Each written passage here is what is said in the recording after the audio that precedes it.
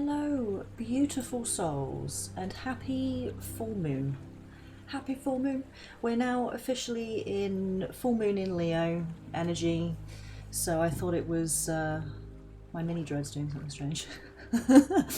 So I thought, it was fitting for us to do a stream today, talk about full moon energies among other beautiful witchy-woo things. How are we all doing today? We didn't have a stream yesterday, but we did some OnlyFans stuff yesterday, and now this is the third stream that we've done this week, which I know is unusual. But hopefully this will be like the new normal, you know? Hello, Georgie. Woo, indeed, yes. How are you doing, my lovely? And Christian, thank you so much for the lurk. I super appreciate it, my lovely. You do what you gotta do. I appreciate you being here, even if it's just in spirit. So yeah, full moon vibes. We're here for Mystical Monday. It's not like I set out to talk about the full moon energy, but we ended up doing that because it was feeling like it was coming in like really strong. Yes, happy full moon to you too, my lovely. It's always good to see you, Georgie. I hope you're doing super well today, my love. Yeah, so now that we're in this full moon energy, on Monday, if you haven't seen the VOD, it's worth watching because there was some really interesting information that came out, channeled information, along with the weekly vibe check, and all that stuff for the collective that we always do on a Monday. If you missed that, you can grab it on YouTube. It's up on YouTube now. I uploaded it, I think it was on Tuesday, but either way, it's up there. It's up there now. How do we do this? Is that it? Yeah, there we go. There's the link in the chat if you missed it. Go and subscribe to the channel and all that good stuff. Slap the notification bell right in the face, so you're made aware when there's new content and stuff. And if you're already on YouTube, then well done.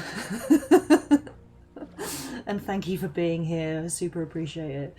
But yeah, do check out the Mystical Monday VOD if you missed it. I think we were all feeling a little bit on Monday because we were really feeling the full moon energy coming in full bore. And we talked a lot about self-care around the full moon, and especially how important it is for the Divine Feminines and the collective to be taking care of their physical vessels during this time. And now we're here, and we're in full moon in Leo, and I really do feel like the Leo energy is coming through a lot more today than it was a few days ago. It felt like just full moon energy, it felt quite heavy, kind of like trying to run in water, whereas prior to that we were experiencing Kundalini awakening energy, so everything was very light and bright and creative, and then it kind of took a plummet for a few days, and now we're kind of feeling that upliftedness again that we don't normally get with a full moon. And to be honest, this feels like new moon energy, doesn't it? And I think that's because it's in the sign of Leo. I did my Leo Lion King Ariel of Fire and Sun invocation this morning, and I feel like that really helped as well. To kind of lift the full moon energy. It's not like I'm trying to get away from it, because obviously it serves its purpose. Full moon energy is very important because it helps us to purge and release and close out a cycle. But it can feel very dense and heavy. So the Leo energy coming through today is surprisingly uplifting, despite it coming with a full moon. So I don't know, how are you guys feeling? I mean, that's my interpretation of it, you know. How are you guys feeling today? You feeling sprightly? I mean, typical full moon as well. Sleep has not been a thing for me for about 4 or 5 days now. Really struggling to sleep. I know that's a combination of full moon, the aftermath of the Great Conjunction from back in December. Has my camera gone out of focus?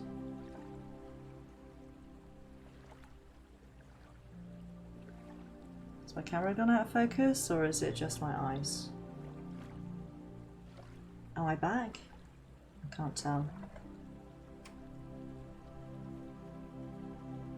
Is it working now? Looks a little bit blurry.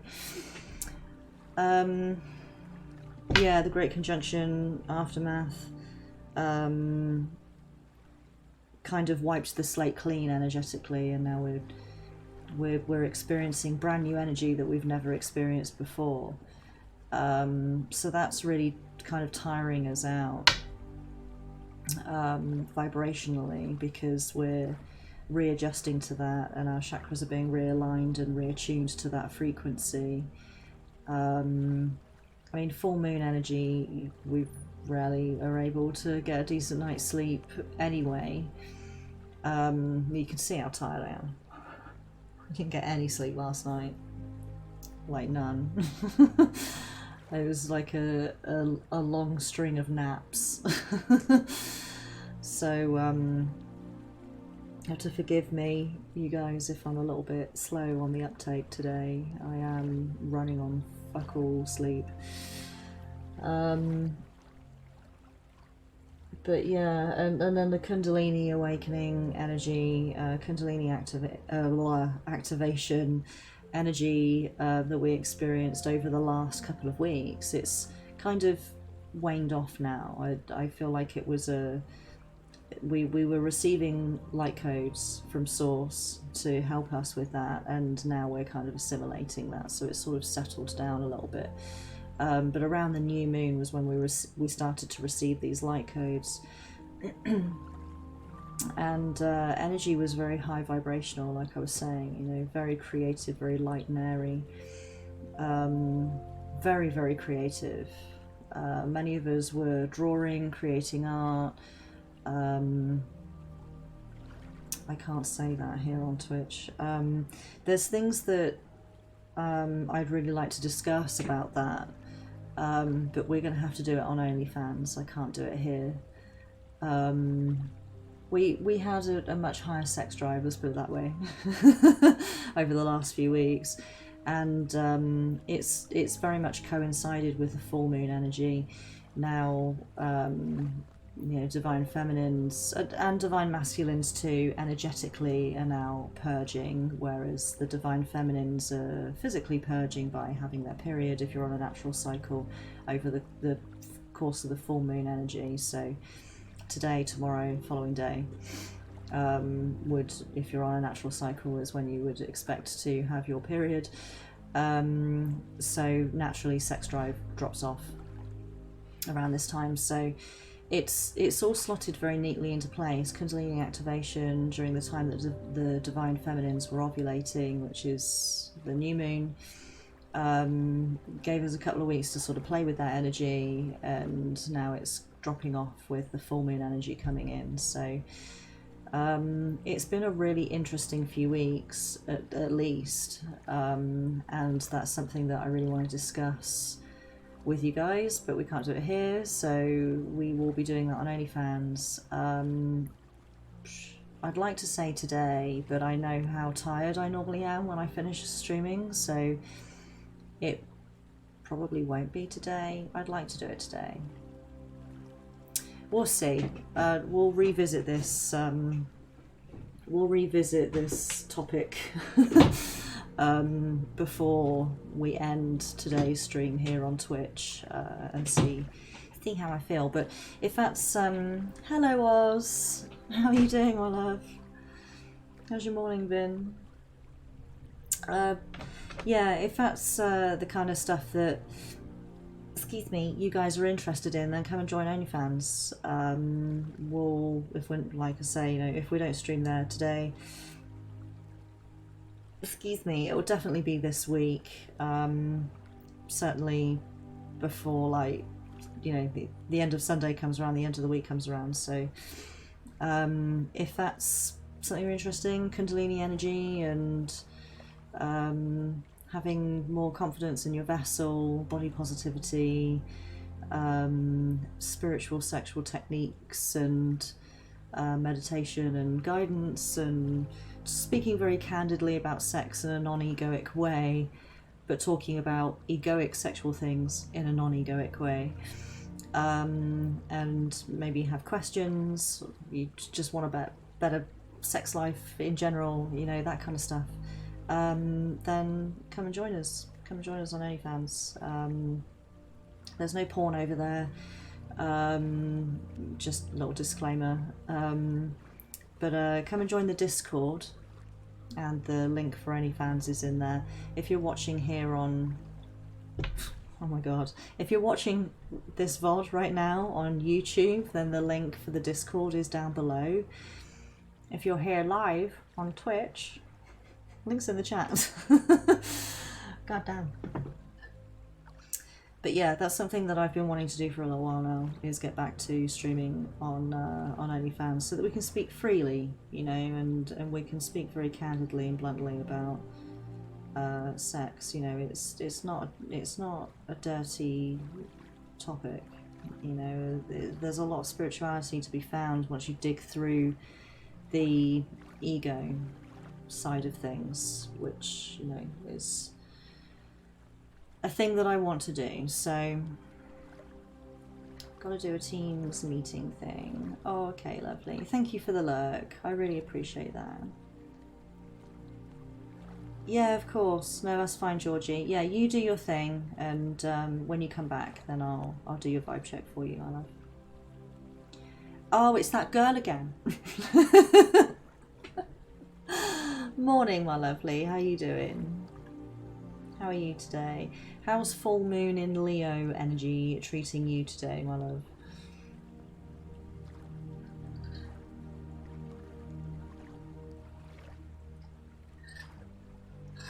Oh, my tea's gone cold. I'm wondering why. I got out of bed at all. Morning rain clouds at my window. But I can't see it all. If I could, it would all be grey. Put your picture on my wall. It reminds me that it's not so bad. It's not so bad. Name that song. Name that song. If I give you any more, I'll give away the title.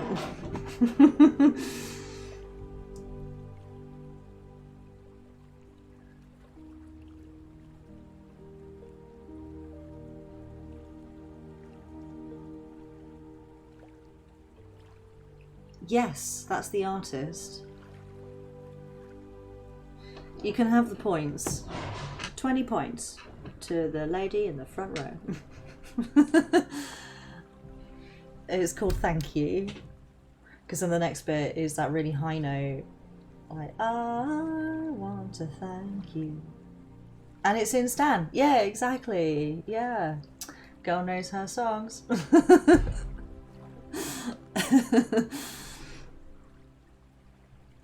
Actually applied for a job, and yesterday they said they were going to call me for a phone interview. Awesome, awesome, awesome. Go smash it. Go smash it, girl. Also have an exam tonight. Oh, awesome. Well, good luck. Whatever the exam's for. Good luck. Not that you need it, because you know your shit. 20 points. Oh, and a cookie.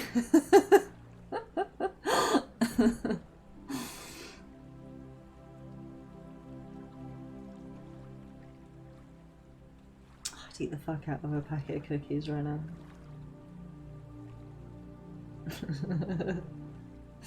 Okay, Georgie, have fun in your meeting. Yeah, you got this, girl. got this, girl. So yeah, full moon in Leo. It's a very bright, sunshiny energy. I mean, Leo's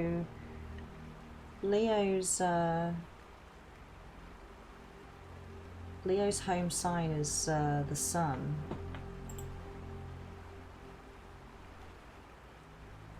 Oh, I thought the sound changed. That was weird. Maybe it did. I don't know. I wasn't paying attention. Oh, yeah. Leo's home sign is the sun. And being in the moon draws out the... oh, I think I'm channeling. Draws out the...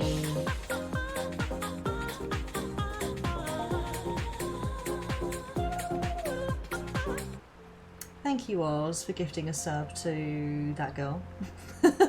To that girl, right there. Thank you, my lovely. I super appreciate that. As always. Fucking 293 subs. You've gifted 293 subs in the channel. That's like insane. Specifically that girl, yeah. That girl, get yourself in the Discord, my love. I don't know if you did the other day, but if not, then why not? Get your cute little tushy in there right now. Meeting's been rescheduled to after lunch. Oh, okay. Okay, my lovely. Yeah, started to channel a little bit there because this was fresh information to me.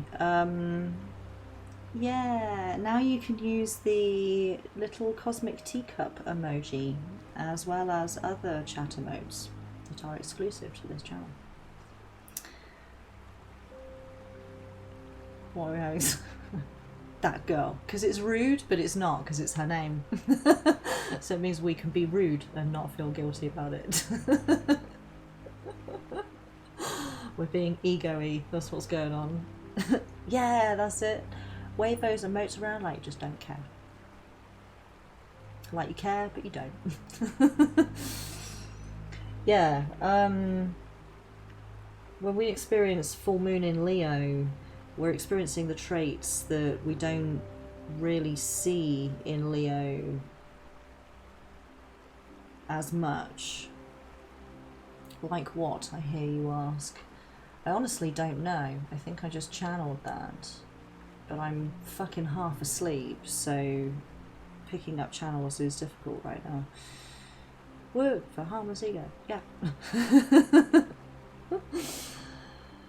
Yeah, the traits we don't usually see in Leo. It's like the underside of Leo.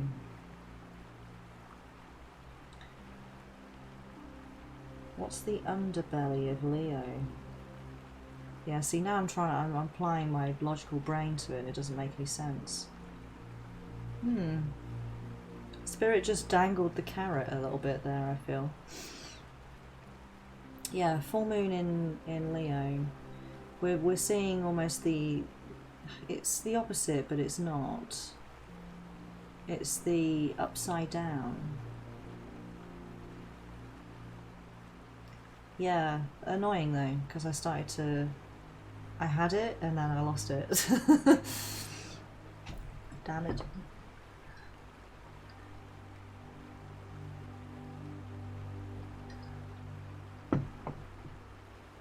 It's almost like there's like an underlying burden that goes with Leo, because Leo's very brave and family orientated and protective and divine masculine energy, very earthbound, very social. It's like, you know, if you have Leo as your sun sign, it's like everyone knows who you are. Party's not a party until you get there. You're the one that people go to when they need something, because you're trusted and a leader. But I feel like the moon energy that goes with that is that's it's like pressure, or a burden. It's a responsibility, you know. And sometimes Leo doesn't always have the answer.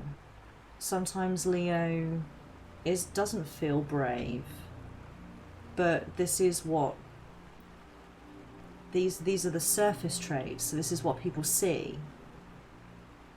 So I feel like there is a connection, that energy that I'm tapping into right now, that's linked with the full moon where we're purging. So maybe we're taking on I'm trying my best to describe this, but we're taking on it's the introspective side of Leo. Exactly right. Yeah, exactly. What goes on the outside isn't necessarily what's going on the inside, and that strength has to be drawn from somewhere, you know. It's like where some people... Ominous, hello my lovely, how you doing? Hello governor. How you doing? It's kind of like, you know, some people will see a confident person, and that person who is displaying confidence, maybe that is just it. They're displaying confidence, but they might not actually feel confident. I feel like it's that kind of thing. So with this full moon in Leo, you know, where Leo is helping us with this full moon energy, in that, you know, those two energies are combined right now. So where full moon energy feels very heavy and weighty, and it's a time for us to purge, the Leo energy is coming in. I feel like it's almost coming in front. So it's helping us to purge. It's helping it to feel less heavy. But what's really going on behind is that full moon energy that does still feel very dense. So Leo's kind of almost the facade here. I hope that makes sense. That's the best I can describe for what I'm receiving right now. Leo's there for everyone, but nobody's there for Leo. Yeah. Oh, they don't need it. They're a Leo. Yeah. Good, Ominous. I'm glad you're doing well, my love. Yeah, I think we're doing pretty well. I'm feeling better. Like yesterday, physically I'm very tired. I'm very, very tired, and I don't know how long today's stream's going to be. 33 minutes. We've been going for 33 minutes. I don't know how long today's stream's going to be because I'm absolutely shattered. But energetically wise, I'm feeling really uplifted. I'm actually feeling really good, which is unusual because normally on the day of the full moon, which is today, I normally feel a bit irritable and kind of weighed down under those vibes, you know. But today I'm feeling more of the Leo than I am of the full moon energy, which is good because I love Leo energy.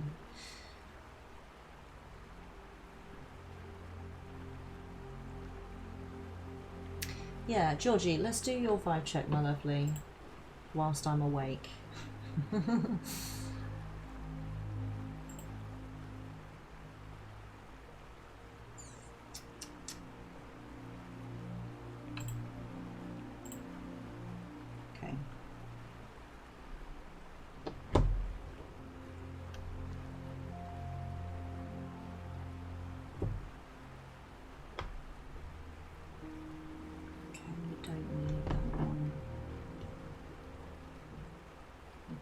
This one either. What about this guy? No, I feel like it's between these two, actually. But we've got to throw in a third for good measure, because 3 is the magic number, right? A bit excited because I'm getting a guitar today. Yes! but I'm a beginner at playing, so hoping I'm able... Of course you are. You are capable of learning anything that you put your mind to. Anything at all. That's so exciting. Oh, I lost my shit when I got my first guitar. Fuck, I miss my guitar. It's back at my old place. I miss it so much. There's something about just sitting with my guitar and just twizzling away at whatever chords or strings or whatever I want to play without having a tune in my head, and just something will just come out of it. And it's like channeling my emotions into it. And I just always feel so uplifted when I'm done. I'm sorry my camera is playing silly buggers today.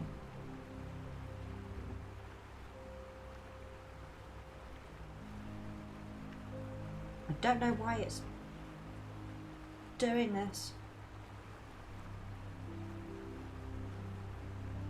Is that better? I put a card in front of it.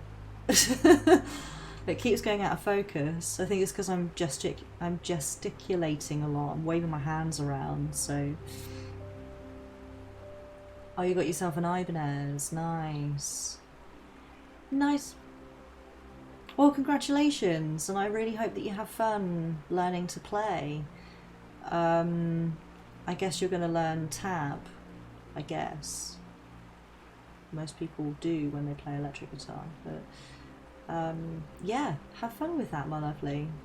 Hey, if you need some pointers or guitar lessons even, check out Christian's stream, because he offers bass lessons on Fiverr, but he plays guitar as well, like guitar, so I'm sure you could twist his arm into giving you some tips and stuff if you get stuck. I'm sure he wouldn't mind helping you. Can we get a shout out for Christian, please? Pretty please. Cherry on top. Okay, Georgie.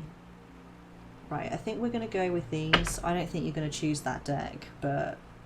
Ross, hello my lovely. How you doing? How's the full moon treating you, my lovely? Can we get a shout out for Christian? I mean, I can do it myself. I can stop being a lazy shit and I'll do it myself. Oh, thank you. So I'll just stop being a lazy shit bag. I'll do it myself. Thank you, Oz. You're going to try and help me learn as well. Awesome. Yeah. Once you... Like, learning to read tab is dead easy, and once you understand, like, literally, it's not like learning to read music at all. Learning to read tab is dead easy, seriously. And as soon as you know how to read tab, you can literally play any song. It's amazing. It really is. It's like the easiest way to play guitar ever. What's the... There's a website, Ultimate Guitar Tab. I think now, it used to be free. I think now you might need to pay for it, but it's got an app. Worth having a look, either way. It's been a while since I played tab. But Ultimate Guitar Tab, I used to get all of my tabs from there. They do chords as well if you wanted to learn chords. Although chords probably work better on an acoustic guitar, but whatever floats your boat, you know, whatever's your jam, you know what I'm saying. One upfront payment. Oh, okay, yeah, it used to be hella free, but yeah, seriously, tab is so easy once you wrap your head around. Like, it would take you 10 minutes to wrap your head around it, probably not even that, seriously. And then you can play anything at all. Like, tab is fucking awesome. Okay. If you want to look at all the chords that you have to pay. Oh, okay. Oh, hello, my lovely. Hey. Yeah. Yeah, because Ominous is getting an electric guitar today. So, we're talking tab and chords and such. I'm gonna learn metal, classic rock, alternative. Nice. Yes, Ultimate Guitar Tab is the place to be for sure. Is that what it's called? Ultimate Guitar Tab? Is that what I called it? I'm so fucking half asleep. Ultimate Guitar Tab. Yeah? Fuck me. But Ominous, if you scroll up a little bit, and Oz did a shout out for Sturge Bass. That's Christian. He streams. He's a very, very talented bassist and musician, singer, songwriter, bassist, guitarist, like you name it. He also plays a horn. I saw him play a horn. But go and give him a follow and watch his next stream. He's like the sweetest dude ever, and he will definitely help you if you get stuck. Thank you, Oz. Ultimate Guitar Tab. Yeah, thank you. I don't know what I'm doing. Yeah, seriously, go give him a follow. You won't regret it. The horn was epic.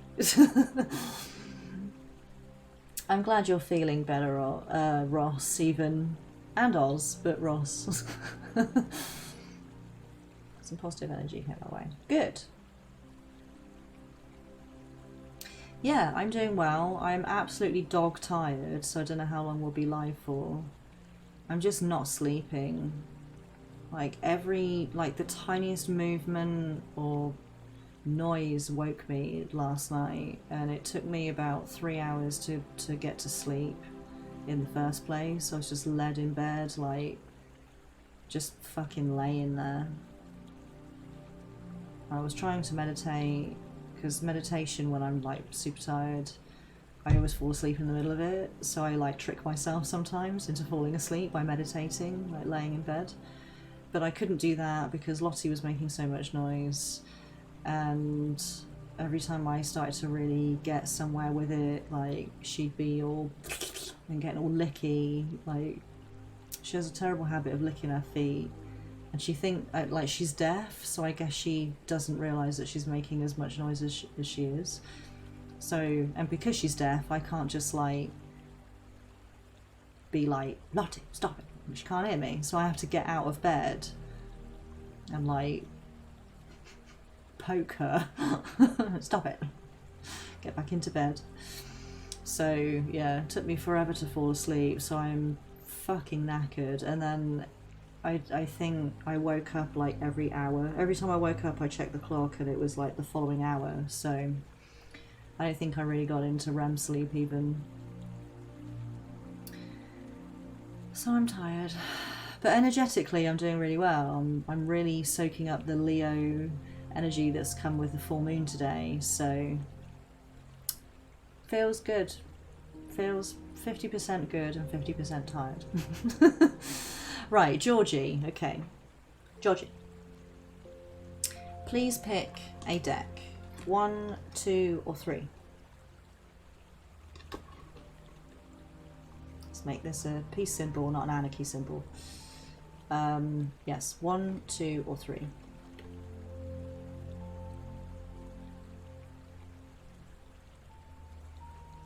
1, 2, 3. Okay. I knew you weren't going to pick this one. This was the red herring. This was like, I need to make up a third deck, so I put this in, and I knew you weren't going to choose it. You don't need that deck.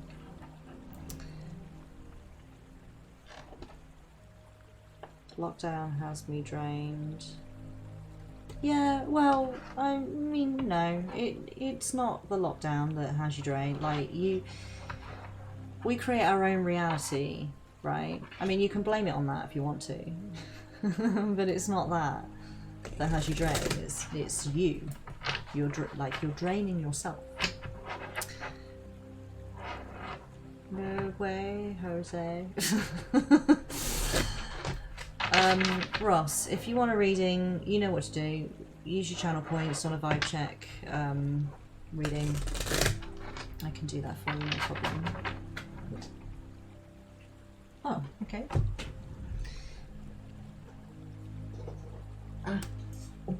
Just slid off the top and landed on the floor, so Okay. Right, we've got two. Two of them fell on the floor. Two of them slipped away from me. Okay, so we've got the Age of Light. You've been training for this for lifetimes.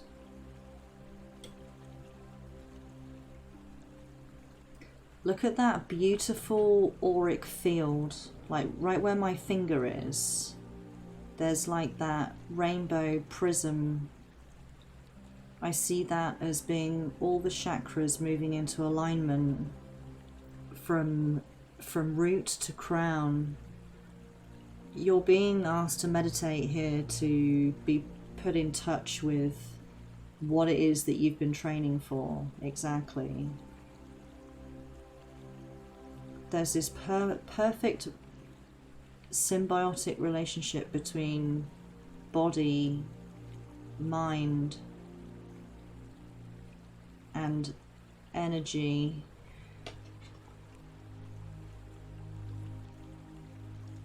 Whatever it is that you're doing right now, you've spent many lifetimes. Right, this is ringing a bell with me. I think I've said this to you already in a private reading, haven't I?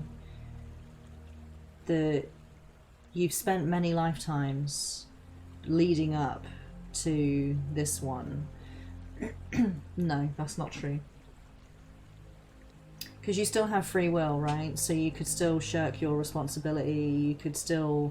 You could be like, fuck you, Alice, whatever. I'm going to go and eat lots of cakes and marry a rich person, and so I can be a gold digger and I can live in a lap of luxury in Hollywood and not give a fuck, right?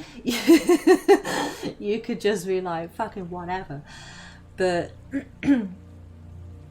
that means that, see, if you did that, then you would need another lifetime to do the work that you need to do. So whatever it is that you've been building up for, that you've been training lifetimes for, you still have the free will to fuck that off. You also have the free will to actually follow that path. Now, through me following your journey for as long as I have now, you are definitely on that journey. You're not giving me the finger and giving Source the finger and being like, no, fuck off, I'm going to go be a gold digger, and or whatever, right? I don't know why I said gold digger, it's just the first thing that came to mind. Excuse me. But, you know, not following that path that you're destined to be on, that you decided originally that you want to get there, but you knew that it was going to be a long ass journey of many human lifetimes. And so it doesn't mean necessarily that even if you follow that path in this lifetime that you're going to fulfill it in this lifetime. You might, I don't know what it is, and this is why you're being asked to meditate. That's what I'm getting with this. Now I know that you have been, but keep doing it, right? Because it's kind of a bit like I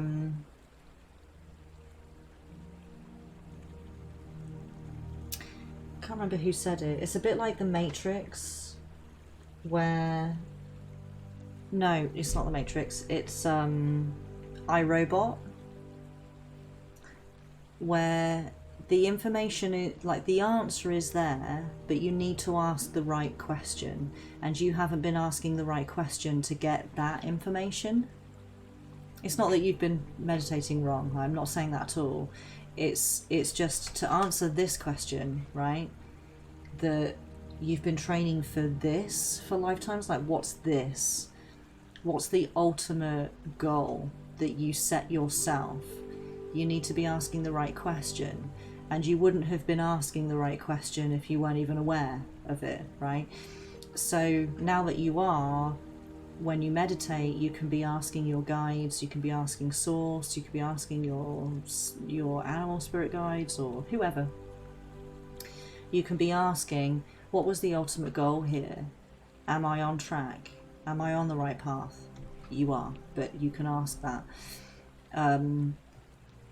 The reality that's being reflected back to me, is it enough to keep me on track? What do I need to change within my energy and my auric field to have reality reflect it back to me in a way that it satisfies me better and it keeps me on the right path, or it steers me further down it? You know, all of these kinds of questions you could be asking now.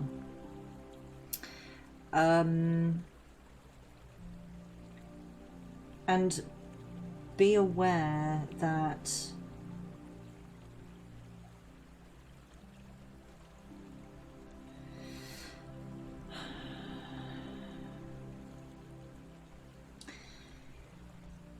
the lifetime that you're experiencing right now is not the one.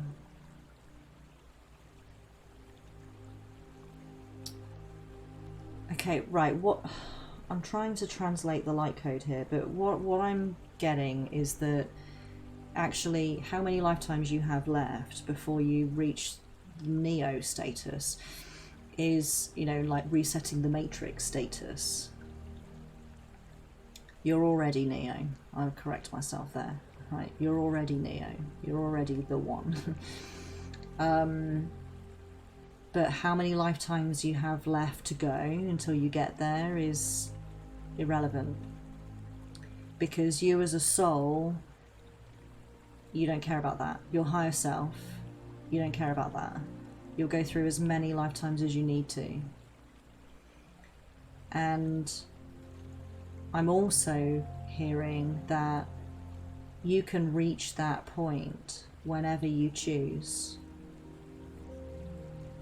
You can bring it to completion whenever you choose.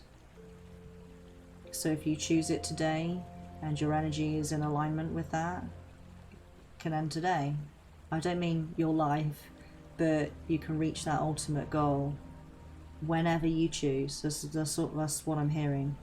You can reach the goal whenever you choose. So meditate on that, and that brings me to the second card. It's transformation. Things are changing at a cellular level. Deep healing. Okay, so what I'm seeing, I'm sorry that I'm sorry that the camera's not focusing on that enough for you to see it properly. Interesting as well that we're seeing two Egyptian style depictions here.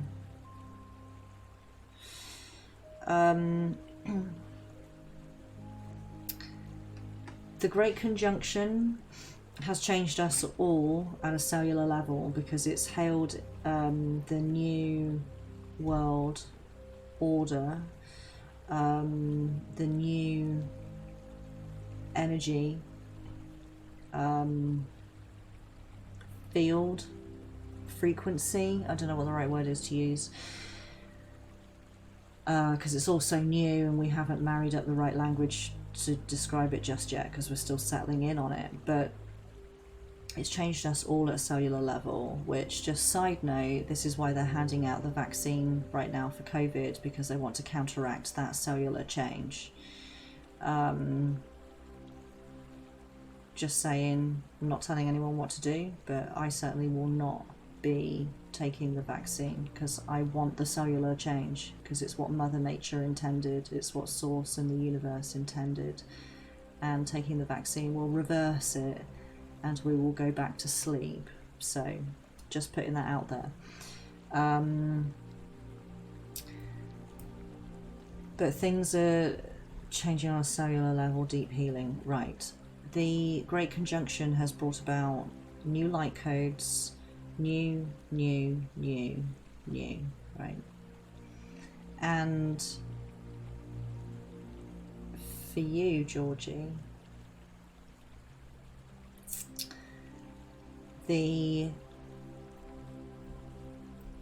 yeah, I agree with you.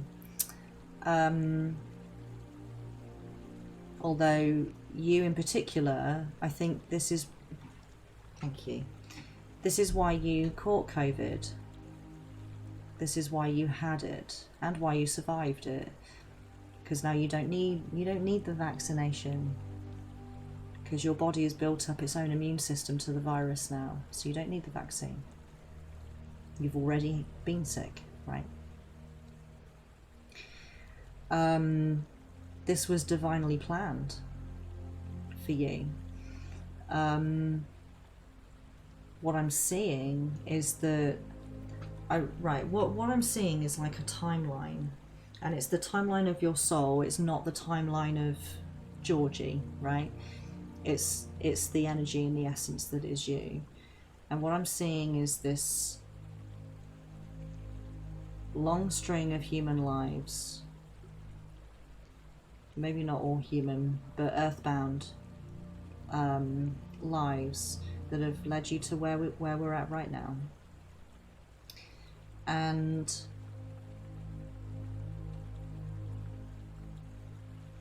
you needed to learn the things that you've already learned over those lifetimes to really truly benefit from this energetic reboot that we've just experienced. And what we're experiencing right now is the aftermath of the reboot. So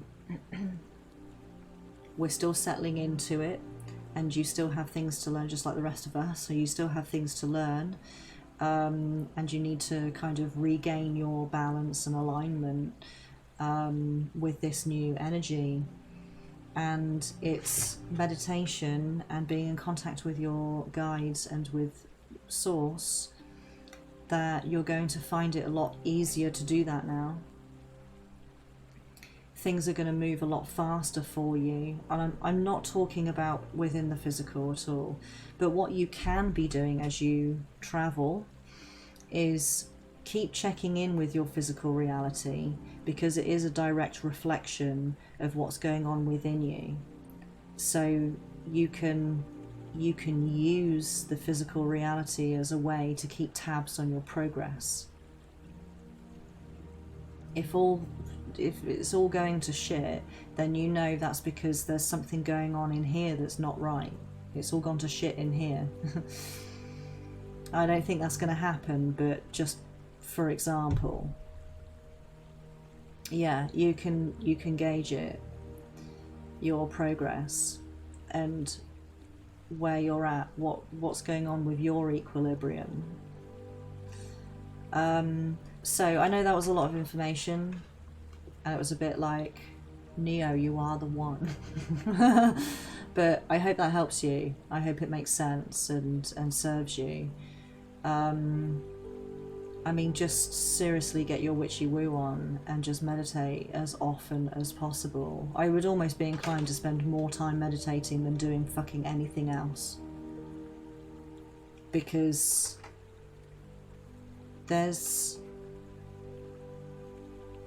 you're a healer. I'm not sure in which way. I'm not sure if that's there you go, Stardust. You need to ask them out. Call them and be like, hey, do you want to date me? Can I buy you a drink? You're a healer. Yeah, I'm not sure if that's a physical healer or an energetic healer or a chakra healer or what.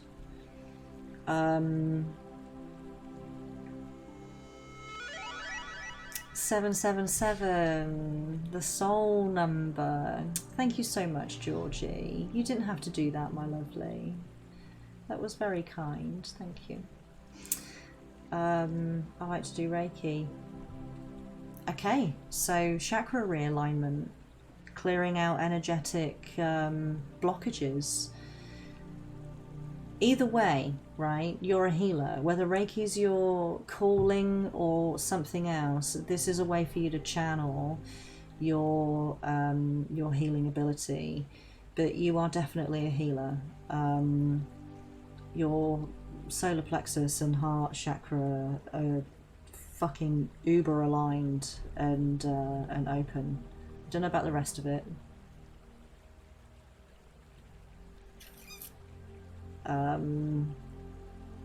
Not that the rest of it's irrelevant, but heart chakra and solar plexus need to be wide open and in alignment perfectly with one another. Otherwise, healing others is difficult because you can't heal yourself if your heart chakra's closed.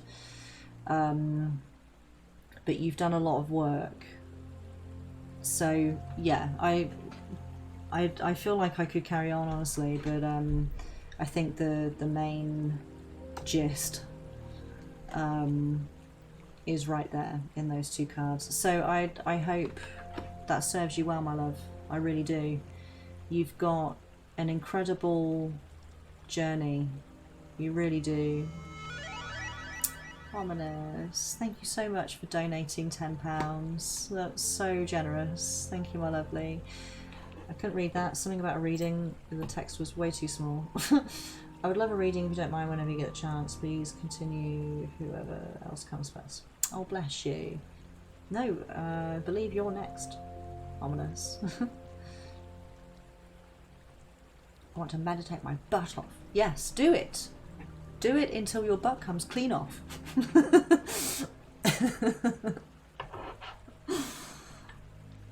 That's so exciting.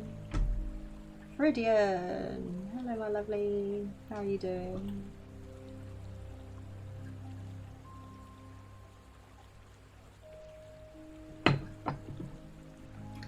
You're welcome, Georgie. You are so welcome, as always. Not now, but later, after the stream. Yes. Yeah, stay for the stream.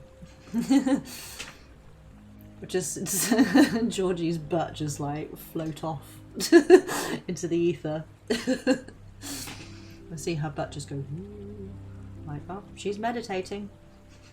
Good girl.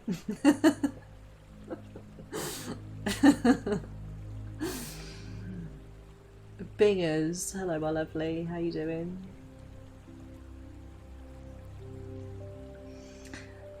Okay, Ominous.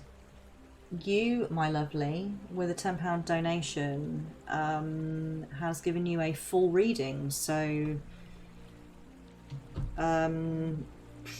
get ready. My butt detaches when I meditate, yes.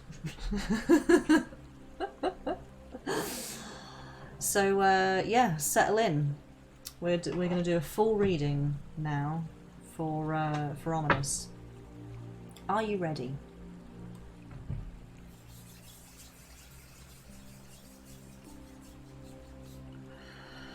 Everyone's just thinking about butts now.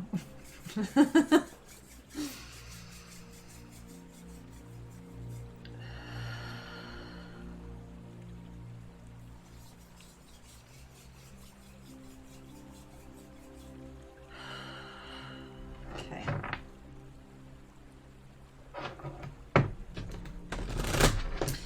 Alright, so when I do full readings, I always just start having a look. I just have a general look at what's going on with your energy, and then we can dig into more intricate, specific things as we go. Oh, thank you. Thank you for your Canadian love. Have some English love. Lots of English love. There you go. Yeah, and Ominous, feel free to ask your questions, you know, if you have any as we go. You're not interrupting me. You can ask questions, that's fine. I'll do my very best to answer them for you. I'll be honest, live on stream, I do tend to hold back some information just because Spirit doesn't discriminate, and doesn't really understand the concept of things that you might not want to share with a bunch of strangers. So I do my best to be diplomatic. Thank you, Oz. Hello, Wellbeing. And not divulge information that I feel might be a bit sensitive or like super private. Okay, thank you. but still. So I mean, we'll see what happens. Okay, first of all, this guy just jumped out of the deck. Rainbow blessings. So we'll get some clarifiers on this, but certainly straight off the bat, I'm seeing that clouds shape-shifting. Okay, it's almost like your luck is changing. I don't really use the word luck because personally I think luck is bull. You create your own luck, you know, your own destiny and such.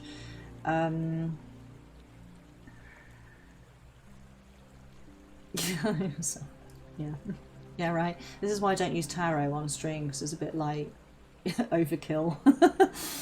But rest assured, I am a bit cutthroat, so I'll soon tell you what for if it calls for it. Yeah, I'm feeling like you're there's been a shift just lately in your energy. It's almost like you've not felt worthy of your blessings, and because of that there's been a lack of gratitude for the things in your life. And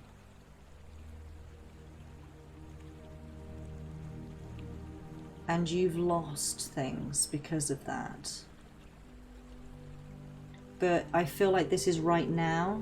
I'm not looking at the past with this here. There's almost like a newfound gratitude, but it's with you, but it's like it's come out of nowhere. I mean, as I draw more cards, it will make more sense, I'm sure, but it's kind of like it's just come out of nowhere.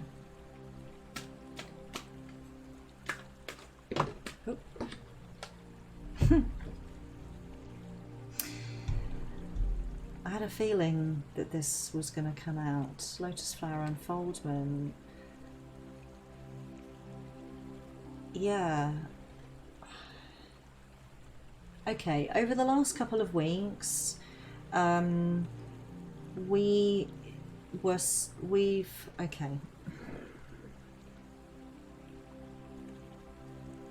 It goes beyond this, but over the last couple of weeks, we've been gifted Kundalini activation energy, which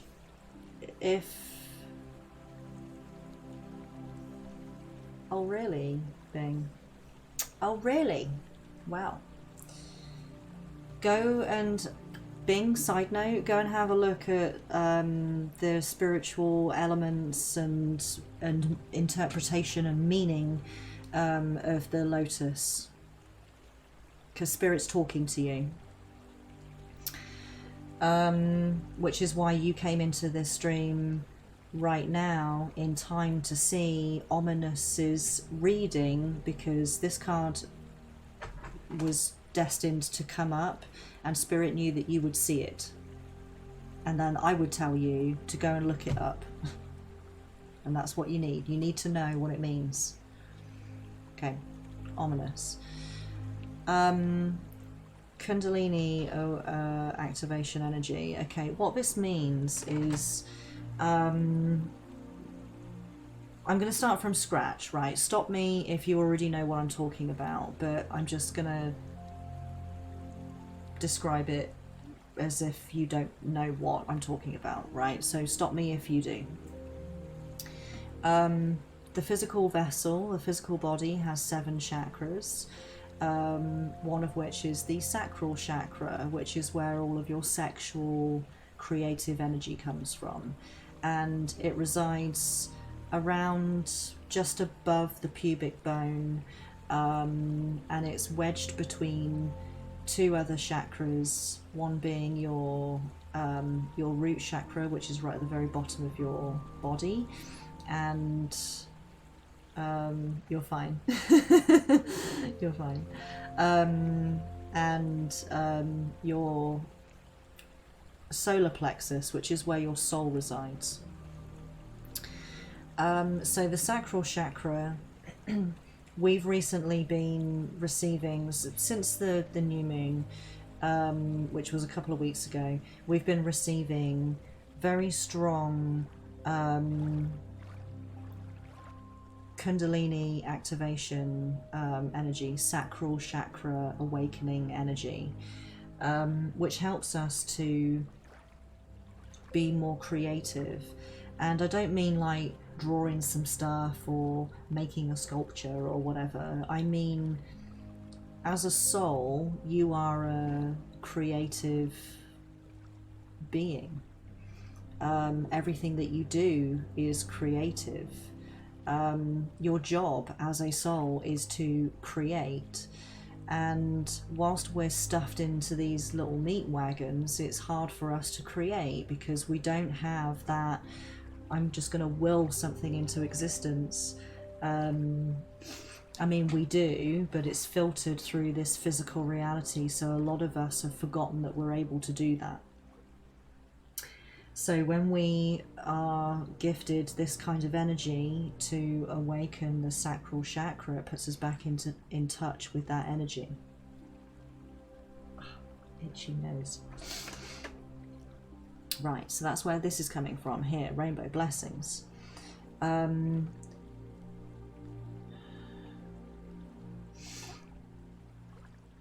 I don't read stuff and things, but I do read energy.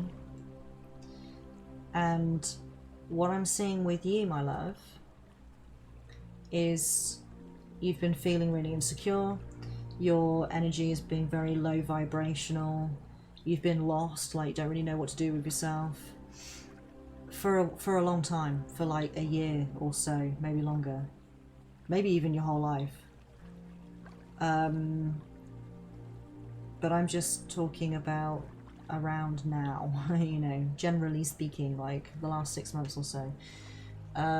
Your energy's been pretty low. I feel like you've not really been doing much with yourself. You might have been focused on certain endeavors within the physical reality, but like I say, I don't read stuff and things, right? So I'm not talking about the physical realm. I'm talking about you energetically, you as a soul, the way that you feel. And you've not been feeling great. You've been feeling lost and a bit at a loose end, not sure what to do with yourself. And because you've not really received any signs as far as you're concerned, you have, but you've missed them. And don't worry, we all do. When we don't know what to look for, you know, we often miss the signs, or we just dismiss them as a coincidence, right? It's not, it's a synchronicity. But because you've been missing a lot of these signs, as far as you're aware, as far as you're concerned, Spirit's not been talking to you. Your vibrational frequency has just got lower and lower and lower, and you've not been creating, you've not been descriptive in the words that you're using. You're not, or you haven't been. You've been, I feel like you've even been saying stuff like, oh, that kind of thing never happens to me. Like good things never happen to me, or there's no point in me entering that competition because I won't win, because I never win anything. I feel like there's that kind of energy going on, or has been. Now, the Great Conjunction between Saturn and Jupiter happened on the 21st of December of last year, which was the same day as the winter solstice. So as we all moved into quiet introspection, as comes with the winter solstice, we all go into this kind of frozen state of stasis, suspended animation, if you will, where we can take stock and think about the path that we've taken thus far, and take stock of what we currently have. We can express gratitude. I feel like you moved into that winter state, and whilst you were in that state, the Great Conjunction was going on and gifting its energy to us. We've been receiving and downloading all of these light codes, and now suddenly you've activated. And it's sudden. Now, I don't know if you're aware of any of this stuff, or if you felt it.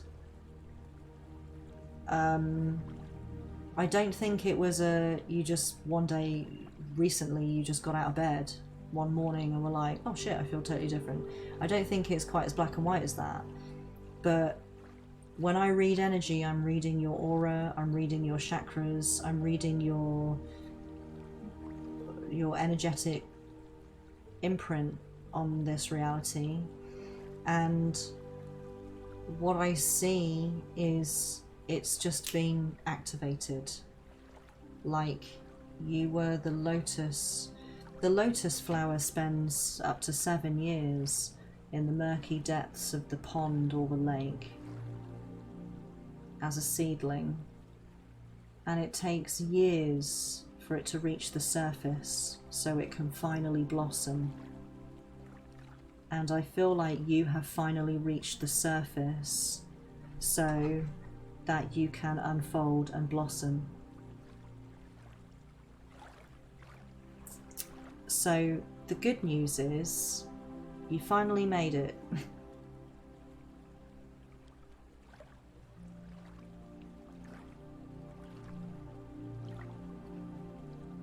Oh, okay.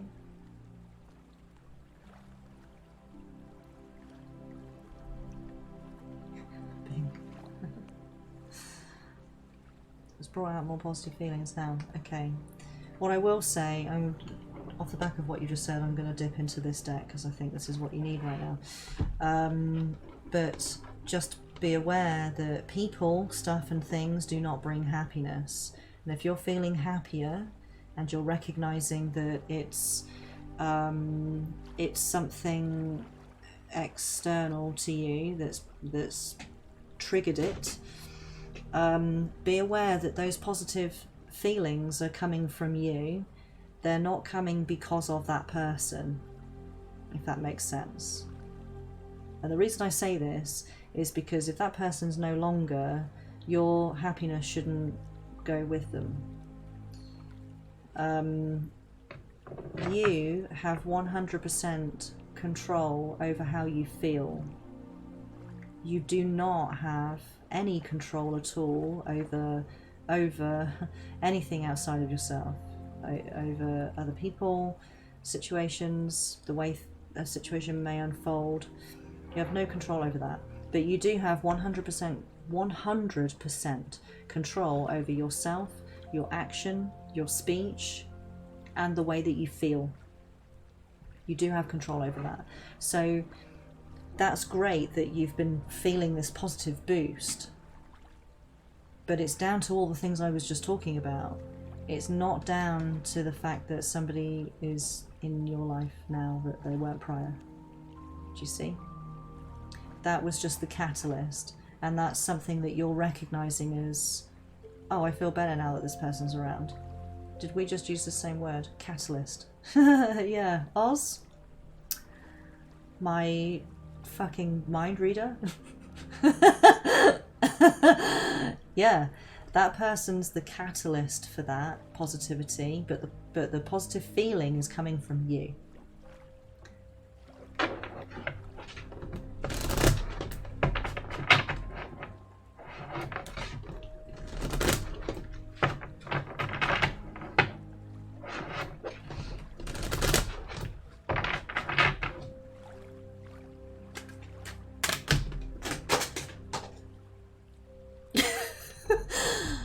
Okay then. The Dragon's Jewel. I think generally I've had more self-confidence lately. That's great. Yeah, that's great. That right there is the light codes and the activation energy I was just talking about. So now we've got the Dragon's Jewel, inner conflict, morality, and conscious choice. It's also, yeah, right. There's still a load of them all over the floor, but I'll pick them up in a minute. It's also card number 23. I can't tell you why I feel that that number is relevant to you. but I just feel that it is card 23. Just felt the need to point that out. Inner conflict, morality, and conscious choice. Now, I feel this is relating to emotion and thought.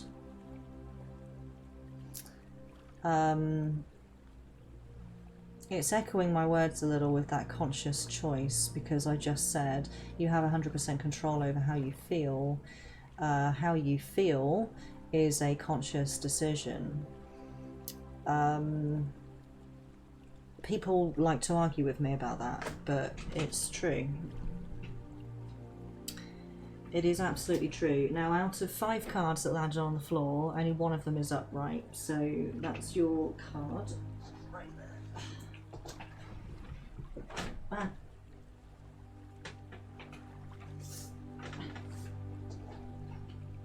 Headphone cable is not that long.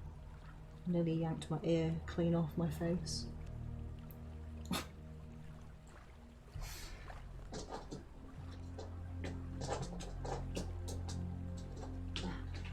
And my nails are too long, I can't pick the card up. There we go.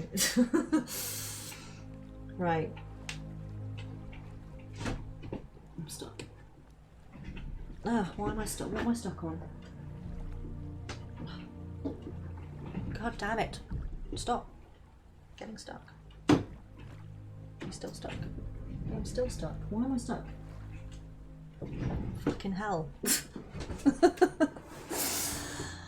Oh, right. Yeah, the conscious choice thing. And the inner conflict, I feel, is a battle between how you feel and how you think that you should feel. Oh gosh, there's a lot of mind games that you play with yourself. Excuse me. And it's very easy for me just to sit here and go, stop it, but I'm aware that... Yeah, I think you do. I was getting stuck because I've got a little blankie on my legs because it's really cold today, and it was getting caught under the wheel. I couldn't see it because I was looking on the wrong side.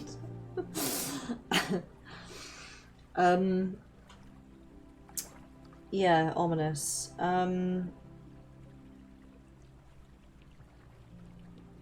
Yeah, it's really easy for me to sit here and say, you know, stop it, and get out of your head, right? But I'm very aware of how ego and logical thought likes to take charge and can overthink things. Yeah, right. And that's because you're a very deep thinker. You're a very intelligent person. And you like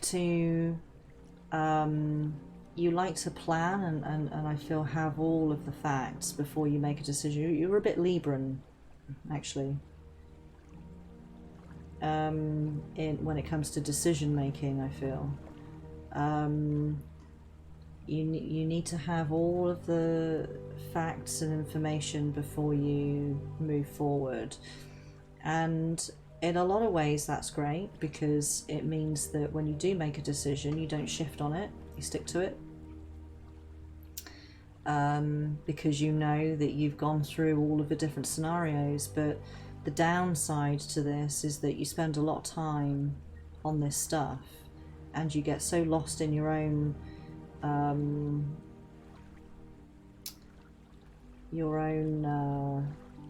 labyrinth of thought processes that you often miss opportunities, and you often miss the point of the opportunity that you're thinking about, that you're deciding upon.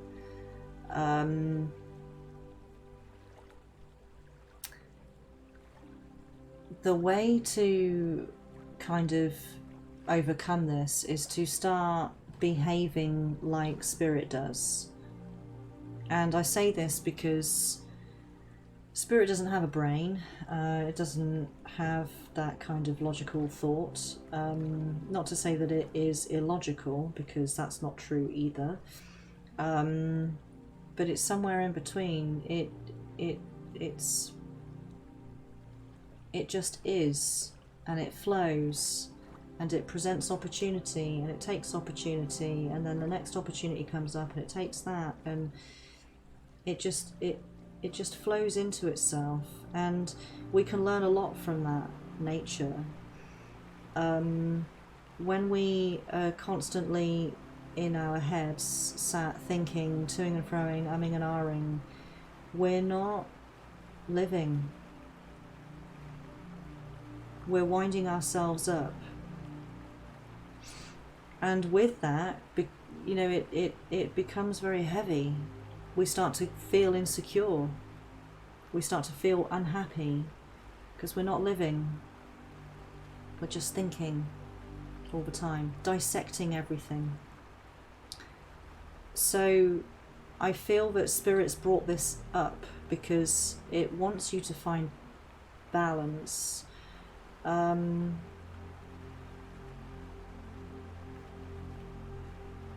Yeah, see, and that's the opposite. You're working against the grain of what you are. You are a soul. You have a body and you have a life right now, but it's not what you are. You are a soul. You are pure energy. That's what you are. You are pure, creative energy. You have power. You have power in that energy and in that creativity. And when we forget what we are and we get wrapped up in this physical reality, it's going to end. The body that you're in right now is going to die one day. And then your energy will be released from it and you'll go off back to source. You'll have a little review. Right, what did you get done? What did you not get done? Right, start again.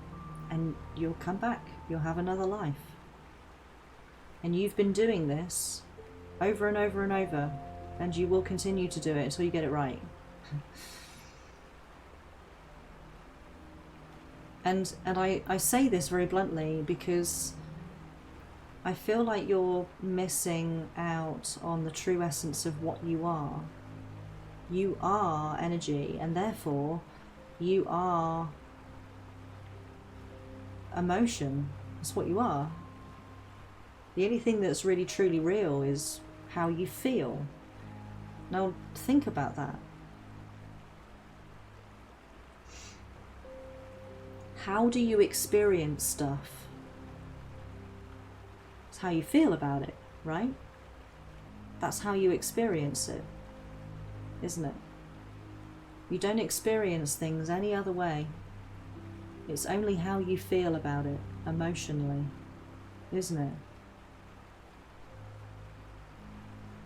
That's the true reality right there. That's the only reality. Everything that you see, touch, taste, hear, that's the facade. That just influences how you feel. That's not the experience. And how you remember stuff. You remember how you felt. You remember what you saw and how it made you feel. You remember what you heard and how it made you feel. That's true, real reality right there. So based off of that, there's no need for you to be in your head all the time, is there? Because when you're in your head, you're creating a reality where you're worried, you're insecure, you're scared, you're fearful. That's the reality that you're creating. And that's why now I understand why we're seeing this, because you're starting to understand that and you're starting to let that shit go.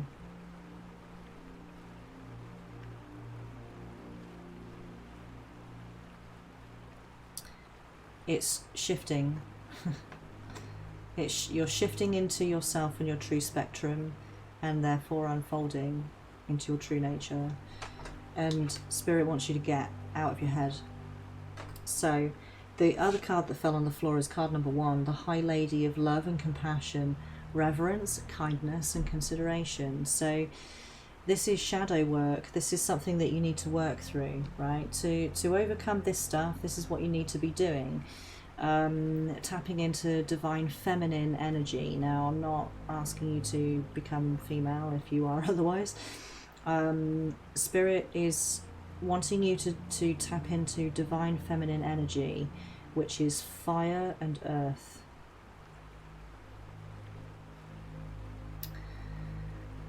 It's ideas, it's creative ideas and thought and endeavour. It's drawing, it's music, it's creative expression. It's being kind to yourself whilst you set yourself free. Spirit is calling in this change for you, because it's time. It's time now. We've had the Great Conjunction. We're in this new world. We've got all this beautiful, fresh, new energy. We've received all of these light codes and DNA activations. We've received Kundalini light codes and sacral chakra activation just recently. Now it's time. Thank you. 1 hour and 33 minutes. Now it's time for you to wake up, really, and go easy on yourself. Be kind to yourself. Be gentle. There's no rush. There's no race.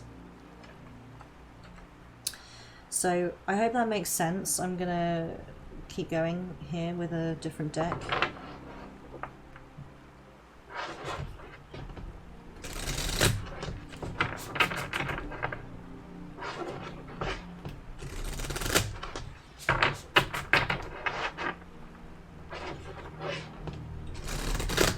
See what else Spirit wants to say.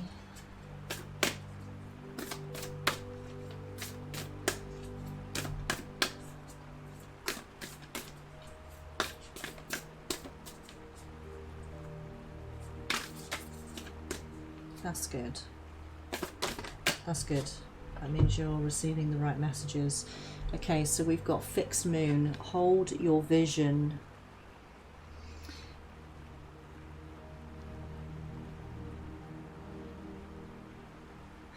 That's good, Bing.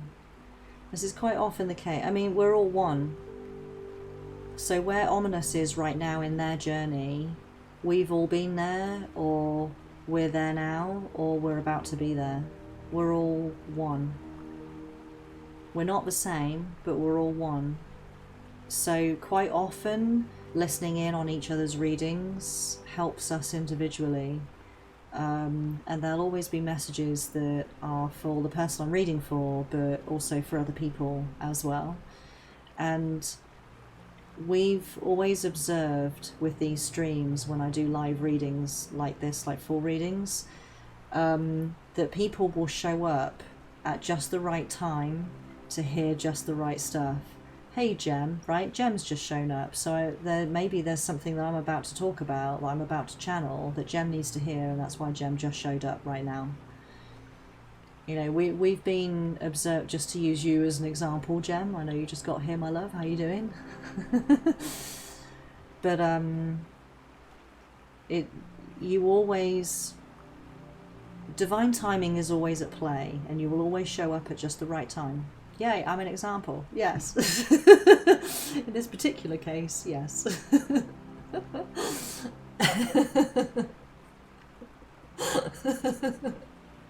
I'm glad you took it the right way. Don't you make an example out of me.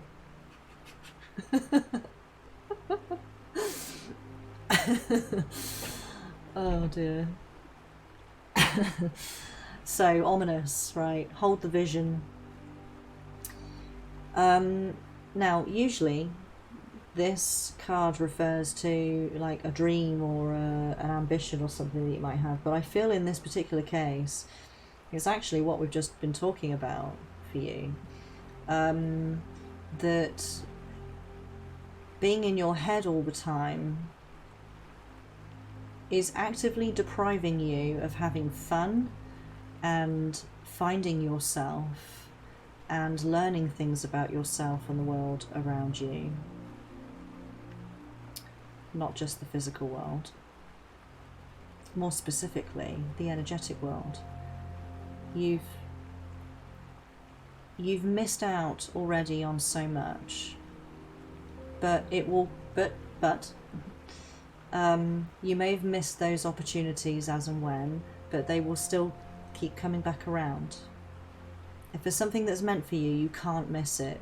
You might keep missing the opportunity to grab it, but Spirit will just keep giving you opportunities over and over and over and over until you take it, because if it's meant for you, you will eventually live it, because at some point you will just take an opportunity and it will lead you to that thing, you see. So with that being said, Spirit's asking you to hold on to the vision of you being more in tune with yourself and in tune with Source and with the people around you. You're not being called to be like all witchy woo and start wearing mala beads and carrying crystals around with you and a guitar and singing fucking kumbaya, whatever. You know, you're not being asked to, like, I mean, I would always recommend that you meditate every day, but your Spirit's not calling for you to be doing any of this stuff that is so-called witchy woo, right? You're not being asked to become like a fucking hippie, right? And I think a lot of people don't want to be associated with that kind of stuff for their own egoic set of reasons. I personally, I get it, but I don't at the same time, right? Spirit's not asking like the human collective in general to start living in teepees and to all have dreadlocks and to all be vegan. You know, this isn't what Spirit is calling for us to do. If that's what we want to do, then it's always going to support us, but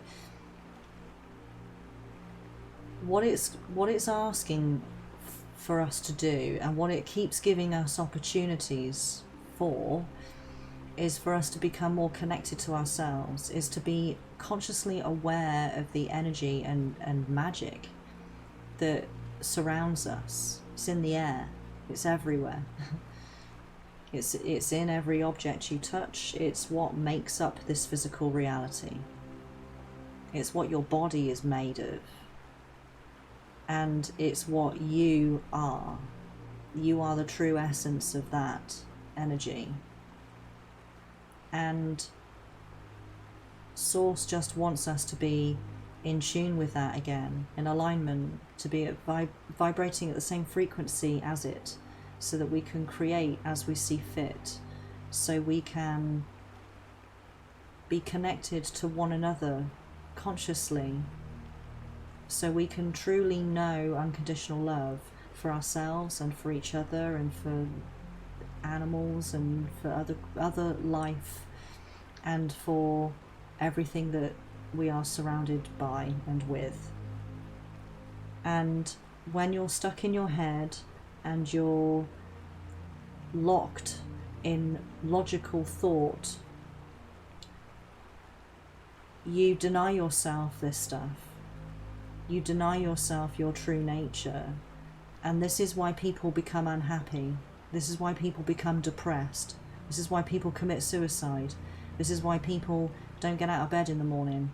This is why people struggle to find their self-worth and their value. This is why people struggle to get shit done. And this is why people find it very easy to do as they're told by government and by fucking anyone else around who wants that control and power over them.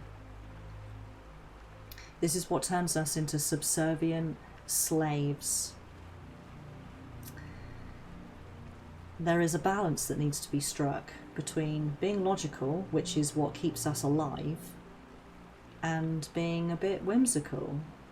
which is what keeps us being creative and keeps us in touch with ourselves.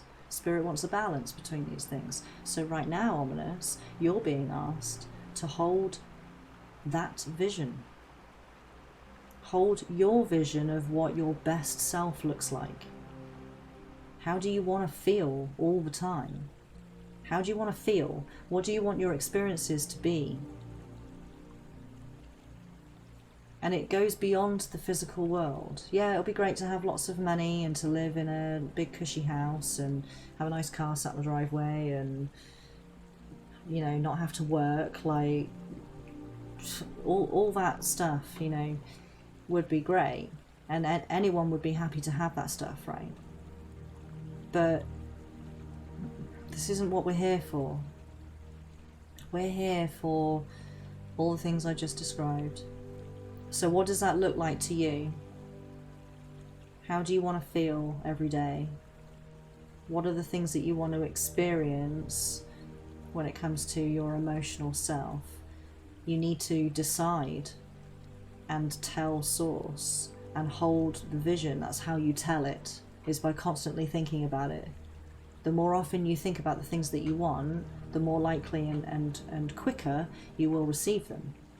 Because Spirit has to deliver. It has to align your reality to what your internal self is doing. And that's why your life looks the way that it does. It is a direct mirror of what you're doing on the inside. And if you're dissatisfied with your physical existence, that's because there's some dissatisfaction and imbalance going on the inside.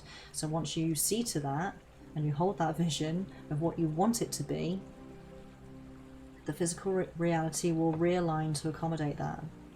That's the law. That's the law of the universe. This is why we call it the law of attraction.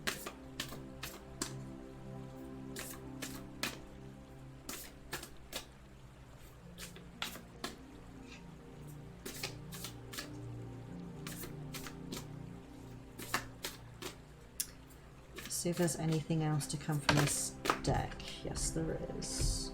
Conclusions are within reach. Full moon eclipse. Okay, so full moon eclipse, things are hidden, but the full moon energy is still the same. It's like not wanting to look at the sun, if that makes sense. You might want to look at the sun, but you don't because you know it's going to hurt your eyes. It's almost like that kind of energy, only we're talking about the moon, so it's not wanting to purge, but you know you need to, you know you should.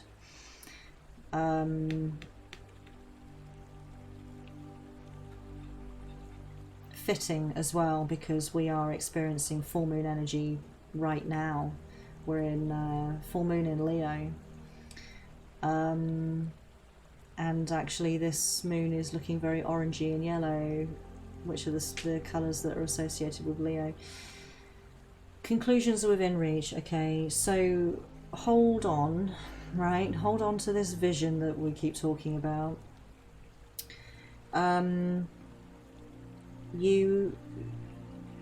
You're getting there, right? This stuff is going to unlock within you relatively slowly, and that's because you need time to unlock a bit, assimilate the information, settle on it, understand it, release it, move on to the next thing, you know. So it's going to be relatively slow, this transition, this shift. But the answers are within reach. You're very close to unlocking a lot of this stuff. And I feel that that's going to lead to a lot of changes that you're going to make consciously within your physical life. It might be you might decide to go vegetarian or vegan, or you might decide to meditate every day, or you might decide to take up yoga, or you've already made a decision to take up music and creative expression with your guitar.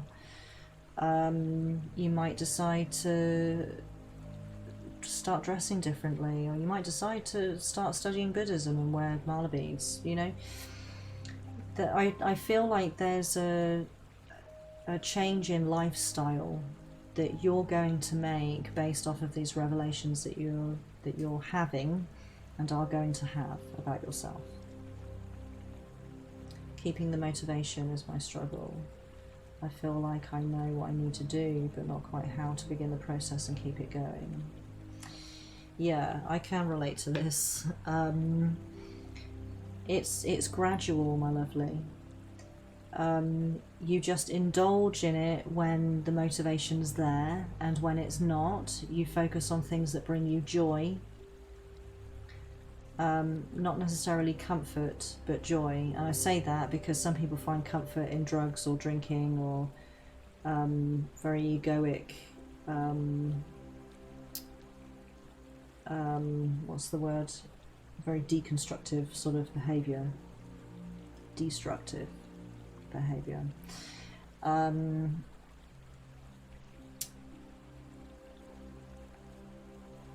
So things that bring you joy, you know, if that's just putting everything down for a couple of hours and just playing a video game or watching a movie that makes you feel good, recognize what creative things make you feel enthused to do stuff. Like maybe there's a movie or there's particular music that when you listen to it you get all G'd up and you're like, okay, right, yeah, right, just fucking go, I'm ready, right? Surround yourself with that stuff. Don't indulge in things that make you feel crap. And when you do have the enthusiasm to make changes and to study something new that brings you a sense of fulfillment, or you feel the enthusiasm to meditate or to go outside for some fresh air and a walk in nature and have a little think with yourself and express some gratitude, whatever, right? When it's there, don't get lazy. You have that is spirit giving you the opportunity right there. And when you get in your head and you start thinking to yourself, oh, should I do that today? Should I do that right now? I feel like doing it, but if I do that, then I won't have time for all right. That's getting in your head. That's making you miss the opportunity. So fucking stop that. And when the enthusiasm's there and the opportunity is there, take it, do it. That's the beginning right there of consistency.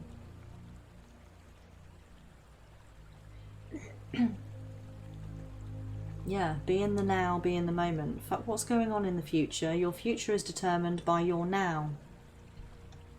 Isn't it? The future is determined by what you're doing right now. So if right now you're experiencing joy, then your next moment will have even more joy in it.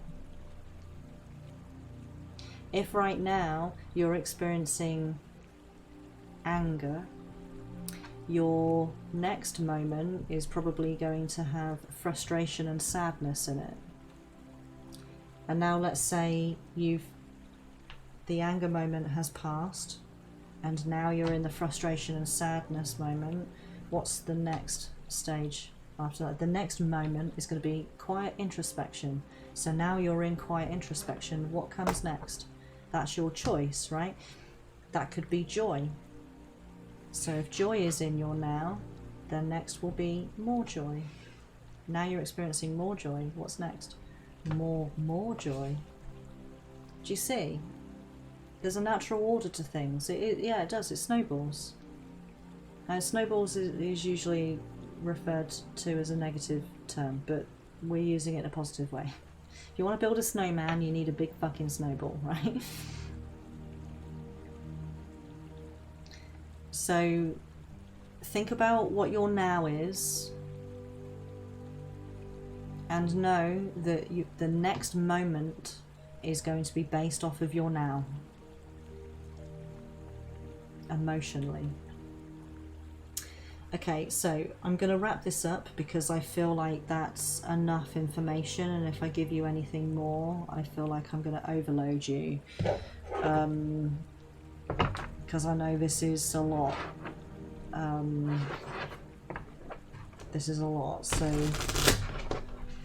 I'm going to duck in. Actually, no, this is not right. This is not right. This is it. Here it is.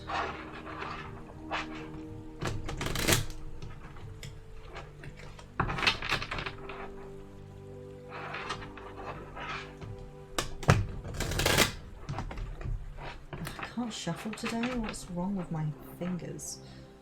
I'm a very hard worker, but I get lazy when I'm not working. Yeah, finding excuses to put off things I know I need to do to make things better for myself. And that's the thing, like you'll work hard for someone else, but you won't work hard for yourself. Come on. There's a little bit of readjusting of priorities that needs to go on here. Why will you work hard for someone else? It's probably not for the money, it's probably so you don't get fucking bollocked by someone else. Well, you know, when you don't work hard for yourself, bollock yourself. Tell yourself off. You said you were gonna meditate today. Well, why haven't you done it? You need to do it. You need to do it. For your own sense of fulfillment. Your life is more important.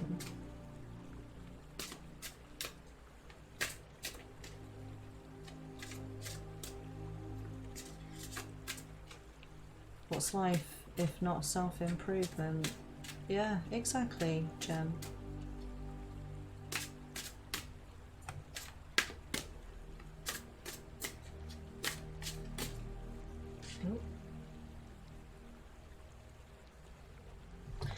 Cloak concealment, yes, okay. This spells the end of the reading right here then. This is Spirit's clever way of telling me, I'm not telling you anymore. So I just said it, didn't I? I said, I know this is, I'm going to wrap up the reading now because I know that this is enough. And Spirit's now saying, yeah, it's enough, so why are you drawing more cards? Oh, hello Dee. How are you doing, my lovely? Gotta call yourself out. Yeah. Yeah, exactly. Have a buddy. Have a buddy to take... Right, I'll be your buddy right now, Ominous. Right. Fucking... We're finishing this reading now, okay? Go and do something for you. Go and put your shoes and coat on and go outside and have yourself a little walk and have a think about this reading. Have a think about everything that's done. Don't fucking argue with me, right? Get yourself out there and go and do it. Half an hour, 30 minutes, 33 minutes, right? By the time you come back home, you will feel so much better. Get outside, like beautiful fresh air. Or go and sit in the garden for fucking half an hour. Go and sit on the stoop for half an hour. I don't care, but go outside. Alright, I'm being your buddy. I'm telling you, this is what you need to do for you. Assimilate and process the information, everything that we've just talked about, and do something for you today. Don't be lazy when it comes to you. You deserve better than that. And your best friend ever in the world, someone who super loves you and cares about you, wouldn't let you sit around and mope, would they? They'd be saying to you, come on, get up off your fucking tush and get something done for you today. I want you to be happy, right? Start talking to yourself in that same way. You don't need somebody else to tell you to get this stuff done. You can you are capable of being your own best friend. I need sleep. So have I, right? I've had no sleep. I had no sleep at all. But I knew that the community needed me today, so I got off my tush and then got back on it and sat myself in front of this camera. And honestly, my body is so fucking tired, I don't feel like streaming right now. But energetically, I knew that it was something that needed to be done. And I'm doing it for me because I get to practice my skill and I'm channeling and I'm helping you guys. I'm helping you with a reading right now, right? So needing sleep, I'm afraid, is not a good enough reason to not take care of yourself. I know that might sound a little bit counterproductive. Go and get some fresh air and then you won't feel like you need that nap. Or that you need that sleep. I used to, when I worked at Domino's as a delivery driver, it was absolutely out of necessity. I used to get up in the morning at about 8 a.m. I would go and work a 12 to 14 hour shift. And then I would come home and I would stream. And I would play games and we'd have dance parties and stuff, and I really needed that because after being in that really shitty environment for most of my waking day, fucking was soul destroying. So I would stream so that I could hang out with all of you and get some fucking positivity into my life. Oz, thank you for gifting a sub to Bing. I really appreciate that, my lovely. Thank you. Welcome, Bing, officially to the Cosmos Collective. Get your cute little tushy in the Discord. Join us. One of us. One of us. One of us. And yeah, so I used to stream and I'd be fucked, right? People think that delivering pizza and stuff is like easy, or you just get to sit in your car and drive around all day. Yeah, sure, but if you've driven around for fucking 12 hours at a time, it is knackering work, I swear. So I'd be fucked when I came home, but then I would just sit in front of my camera, like I'm doing right now, and I would stream. And I would stream until about 6 a.m. So I'd almost been awake for 24 hours, and then I would nap for a few hours, and then I would go back to work at like 10 a.m. And I tell you what, right, I was fucking dog tired. Like, I would work my 5 or 6 days in a week, like work at Domino's. And then when that day came around, right, because I had like 1 day off a week on average. And when that day came around, I would just sleep all day, right? And I'm not saying that it was particularly healthy to be doing that on the regular, but like I say, I was in a situation where needs must, and I just did what I had to do. But just because I was having a shitty time of things didn't mean that I could like let myself down and stop having fun and experiencing joy. And for me, during those times, that was streaming. That was being with my community. It was being with the Cosmos Collective. It was being with all of you. And it brought me joy. And that was my experience. And I didn't want to, like I said, I didn't want to let myself down. I didn't want to abandon myself by denying myself the fun that I could have been having. So I made sure that I did have it, and I did take those opportunities. So now, because I've experienced that went on for over a year. Now I've experienced that, I've lived that for a while. Now when people say to me, oh, but I'm tired, it doesn't wash with me, I'm afraid. And it's not because I don't believe you. It's not because I'm saying that no, you're not tired because you don't know what tired is. That's not what I'm saying at all.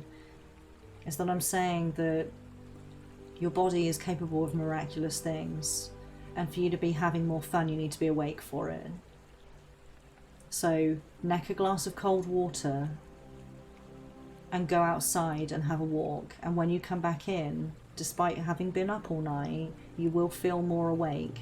And then do something fun that's for you, and then sleep.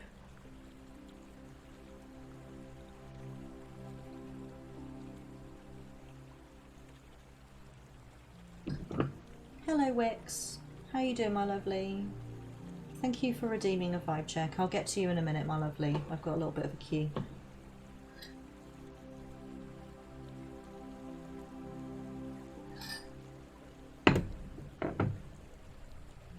So, that's my tough love for you, Ominous.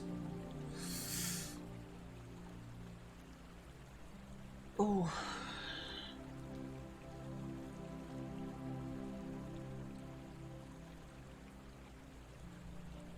Yeah, right? And have a little bit of a and then go to bed. Right, we're going to take a little break. You're welcome, Ominous. I really hope that reading helps you. I hope the information serves you well. And like, you know where I am. You know, come find me come DM me on Discord or something if you want another reading. I do private readings where I record them. They're about an hour long. I put them up on YouTube as a private video, so it's only for you, and I'll send you a private link. Maybe check in a couple of weeks' time. I always say give it a little bit of time just to let the energy kind of dissipate and fade out, and for the fresh energy to come in, so it gives me something fresh to read. But if you have questions, come, you know where I am. You know where I am, my lovely. I used to have insomnia for years, up all hours of the night, sometimes 24 plus hours. Yeah, right? Yeah. I'm on a semi-normal sleep schedule and much healthier than I've ever been. Yeah, exactly. You just have to have the determination. You have to have the will. And too many people just sleep their lives away. So go, I'm tired. Well, I feel tired, therefore I'm just gonna sleep. I'm just gonna sleep, sleep, sleep.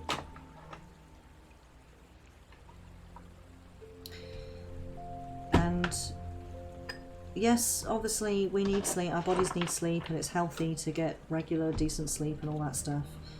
But, we're built to function really on like 5-6 hours sleep. And people wonder why they are unhappy. It's because you sleep too much. Because it's escape. And it's an excuse to not have any fun. Right, yes, we're going to take a little break, but first we're going to do some chair yoga, because speaking of lack of sleep, yeah, same. I run at my optimum for 6 hours for about 4 days in a row, and then I need a good solid 8 hours on day 5 to top up my battery to 100%. And then I do it again. And honestly, I function way better that way. Anything more than 8 hours on that top up day, and I feel really groggy and tired and sluggish for the rest of the day. Right, everybody, we've been sat here for 2 solid hours. Chances are a lot of you have been sitting at your computers for a long ass time and you haven't stretched, you probably haven't even gotten out of your chair. So we're going to do some chair yoga. So, with me, are we ready? I'm going to do some backward shoulder rolls. Let's do 4 of them. Nice straight back.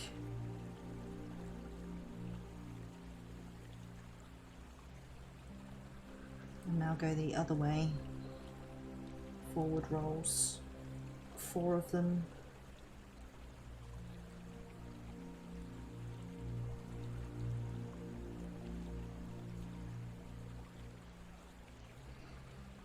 And tip your head to the side and pull your wrist down. Okay. So whichever way you're tipping your head, you want to grab that arm and pull it so that the part of your neck that you're stretching, okay, so I'm stretching out this part of my neck. If you pull this arm down, you're getting a deeper stretch in here. So just grab your wrist and just pull it just a little bit. I don't want people's heads popping off. And now the other way. And just pull your wrist a little.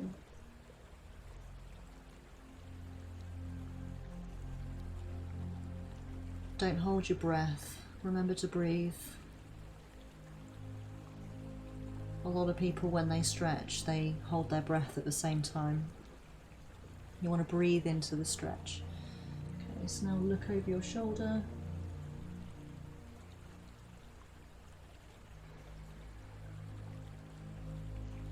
And the other way, nice big deep breath.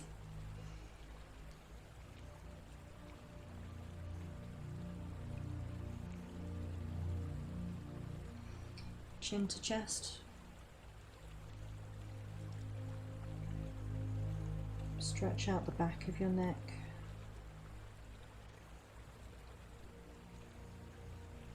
And now look at where the wall meets the ceiling. You don't want to snap your head all the way back. Your your spine's not designed for that. Breathe.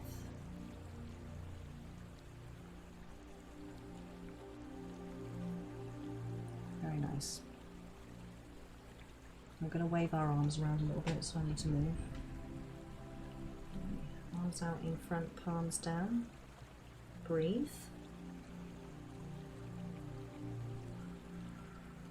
Make sure that your shoulders are down and you're not doing this. Right, we're not doing that. Shoulders down, that's when you get the stretch. And now palms up.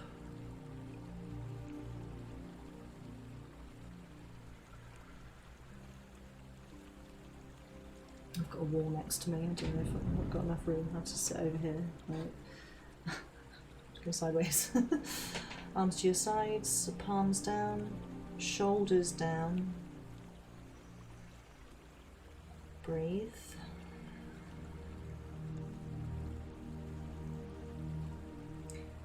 Palms up.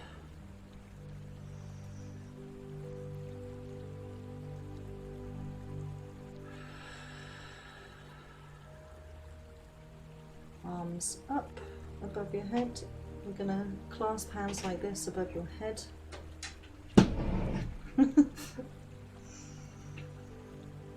This might sound daft, but pull your shoulders down. Now, if you just think about pulling your shoulders down, suddenly you feel the stretch up the back of your neck and along here.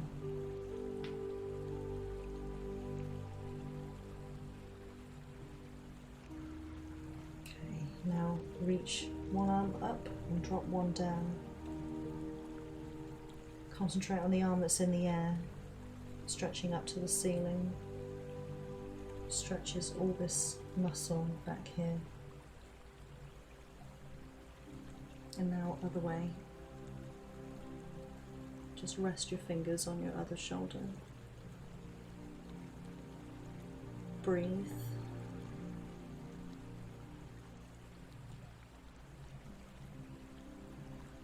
Pull this arm back up. Oh, there you go, you can see me in the mirror. And now wrist curls all the way down.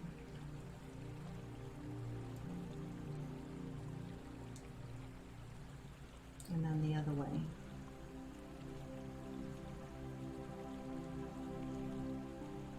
And wiggle your fingers. People who are playing lots of video games, you're holding a controller all the time, and you're typing all the time. Stretch out your fingers and stretch them out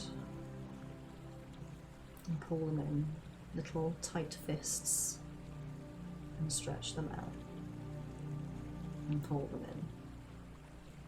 One more, stretch them out and pull them in. Okay.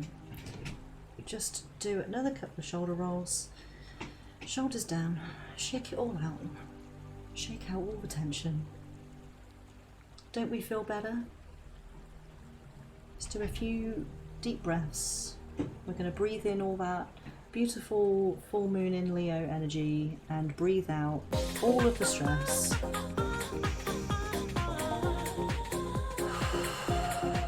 20 months, lad.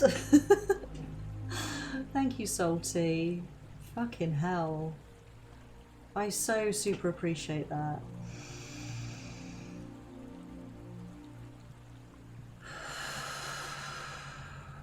One more.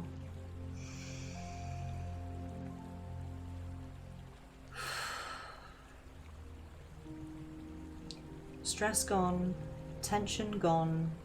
Don't we feel better? Salty, thank you so much for 20 months. That's fucking insane. I super, super appreciate that. Don't crucify me for this question, but do you do ASMR? Yes, I do. Not ASMR with a binaural microphone, like nice little sounds and things, because I'm not really able to do that with a microphone that I have. Especially now with this setup, I can't even move my microphone. Can't even move it. I used to be able to. But we do. I don't know, can you still hear me? Can you still hear me? I don't know if you can still hear me because my microphone's all the way over there. 5 minutes. Yeah. Is it loud enough? I feel like I'm whispering really loud. Thank you, Ominous. Okay, good. But yeah, we do whisper streams sometimes. I don't do them very often now because the microphone's all the way over there. Okay, we'll do 5 minutes of whispers and then I'm going to take a break. We might even make the rest of the stream a whisper stream. So magical. Magical whispers.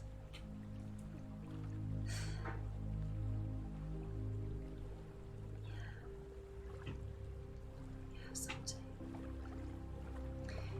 But yeah, Ominous, sometimes we do whisper me timbers.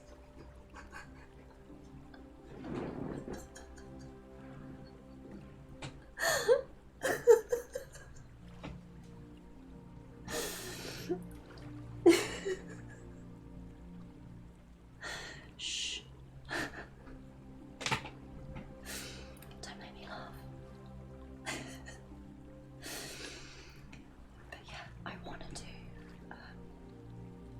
do proper ASMR, but I don't have the right equipment for it.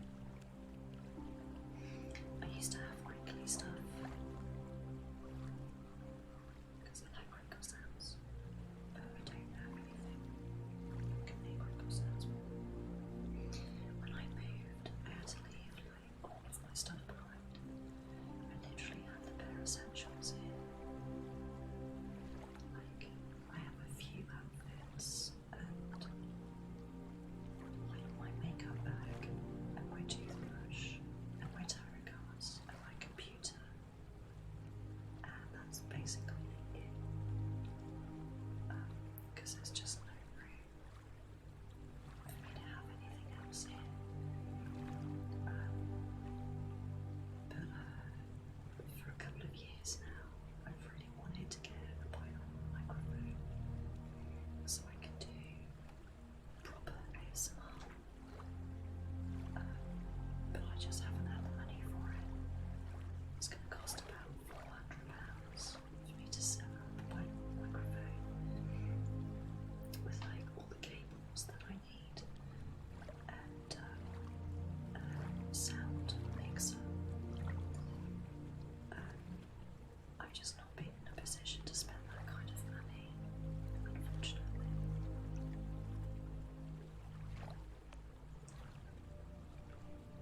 Salty. That is amazing.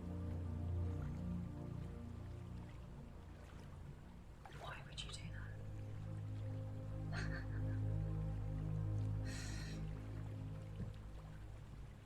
You don't. Personally, I would just wait for like the letter to arrive that says, like, you pay for this.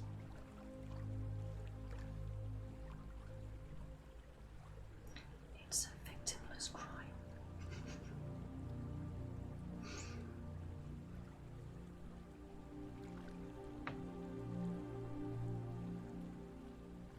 Oh, I just realised technically I have a timer in the activity feed because it tells me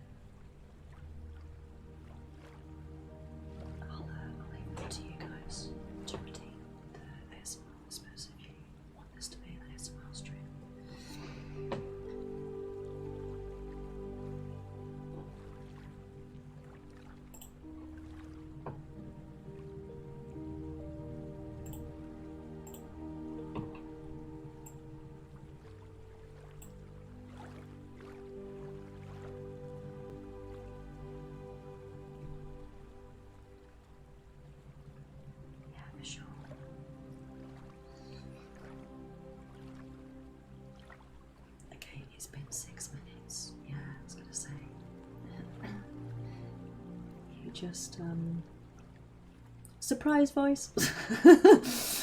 Yeah, you got an extra minute out of me. Okay, I'm going to. Oh, we've had 23,444 channel views. That's a good number. 23,444. I could redeem for an astrology chart reading. Yeah, do it. Go for it. Let's do it. Let's do it. I'm fucking half asleep. I'm ready. Let's do it. Yes, right. I'm going to take a quick break. I'm going to go have a cheeky smoke. I'm probably going to eat a few biscuits. Yeah, I want to. Yeah, all of you have contributed to that. So thank you, everybody. 23,500 channel views. That's just incomprehensible to me. I mean, we've got 1177 followers. We've got 1,177 followers. We've got 3 out of 11 hit on our daily sub goal. Like, all of these numbers are amazing. That's very satisfying to see though. 23,444, 1177. It's just crazy to me, like, how many people we have now, how many souls we have in our little Cosmos Collective army. Like 1,100. It's mad. Anyway, yes, let's take a quick break. I'm gonna go make a cup of tea and stuff, so I'll probably be gone for about 10 minutes. Oh, Ominous, thank you so much for 500 biddies. You're more than welcome. You really didn't have to do that, my lovely. Thank you. I super appreciate that. It is mad. Thank you, Ominous. Thank you, my lovely. So tempted to make that 1111. I caught 1111 this morning. Do you know, I've been seeing so many 11s as well. Like I saw 1111 this morning and last night and yesterday morning and then the same the day before. Okay, Ominous. Have a wonderful day. Enjoy your guitar and your sleep and your fresh air. No particular order. I wish you all the best, my lovely. We'll see you again very soon. It is indeed bonkers. I'm 3,300 away from the next bit badge. Are you? I'll take word for it. I don't know where to look for that, but yes. Okay, taking a break. I'll be gone for about 11 minutes, and when we come back, then I'll start digging through this reward doodad because there's a fair amount of people in the queue now. Markers complete. Okay. 222. Oh my goodness, it's everywhere. Right. Okay, I'm having a break. Take this opportunity, everybody, to go and get a fresh drink. Stretch your little leggies, go and get some fresh air, step outside maybe for a few minutes. Little bathroom break, and we will be back.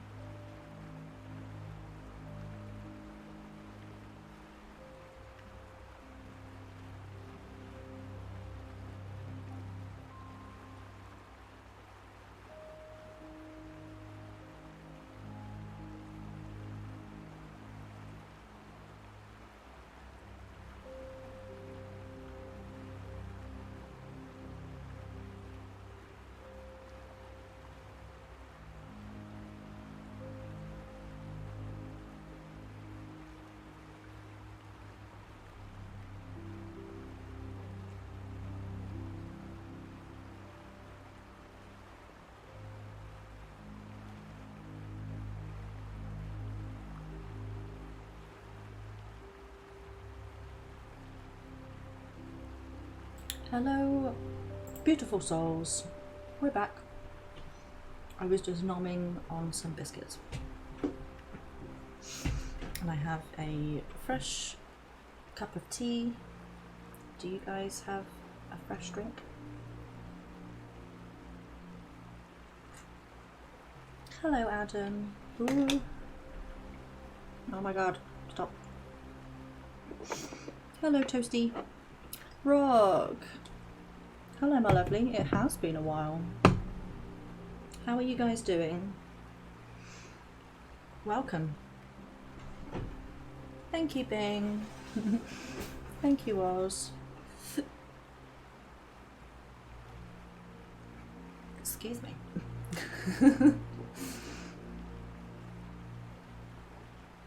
Welcome. Yes, we are in full moon in Leo energy today. So it's very purgy because it's full moon energy, but it's also very uplifted and beautiful and bright and sunny because we're in Leo.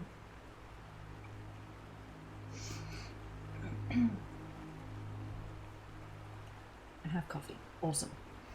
I have mint tea.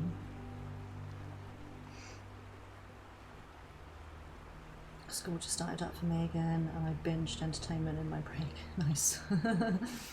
Nice. I hope school is going well for you, my love. Okay, so let's work our way through our list then. Earth, are you still here, my lovely?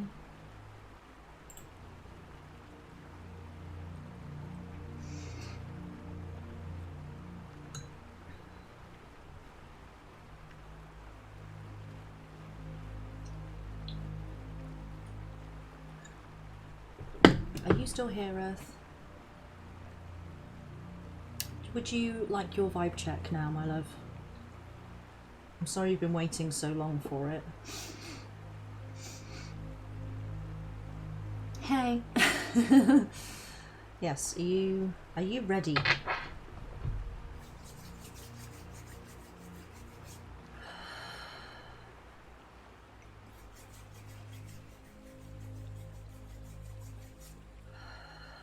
Toasty, you can get a reading, you can get a vibe check reading, which I'm just about to do for Earth, by redeeming your channel points, or you can drop 1,000 bits or a £10 tip into the chat, and then you can get yourself a full reading, which means I'll be pulling cards until Spirit tells me to stop, basically, and you also jump to the head of the queue. Thank you, Dee. Work and lurk mode, beautiful. Yes, thank you so much for the lurk, my lovely. It was really good to see you, and thank you for the lurk. It super helps, so I really appreciate that. No rushing, Spirit. Ain't that the truth? Yes, I hope you have a wonderful day as well, Dee, and your work goes well for you. Okay, Earth.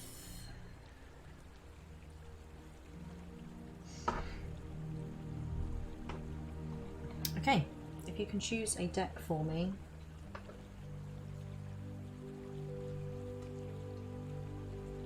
One, two, or three.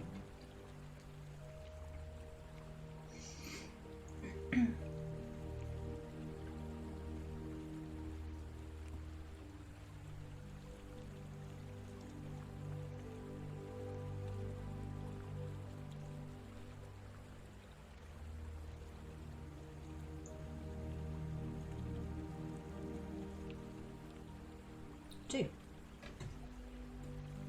You know, I had a feeling.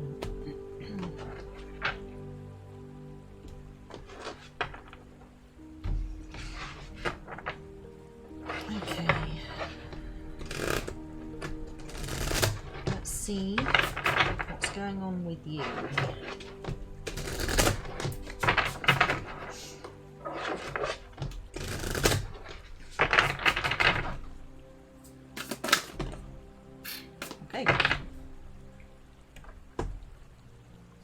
Those flew out at 100 miles an hour. Okay. Oh, beautiful. Right, we have 2. Thank you, Bing, for redeeming a vibe check. You've been added to the list, my lovely. Yeah, no worries, Earth. No worries at all. I appreciate there's a lag, so it's okay. Alright, so the first card we've got is Full Moon in Scorpio. It's time to release negativity. So we are in full moon energy right now.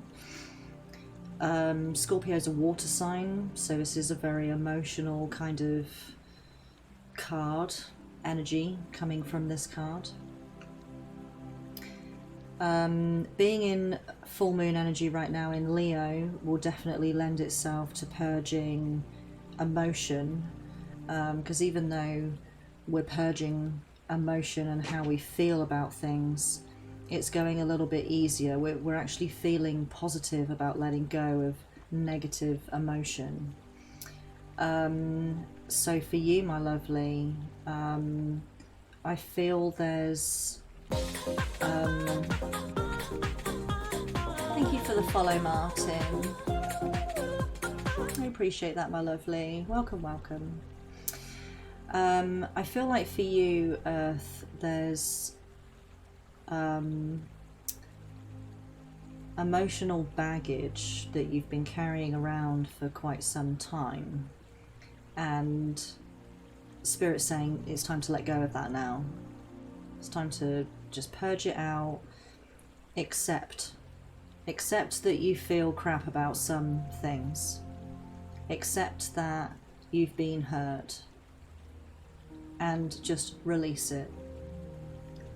I feel like maybe you've been carrying that around because you've been trying to work on it. You've been trying to, rather than just accept it and release it, you've been trying to not feel that way anymore. You've been trying to change how you feel.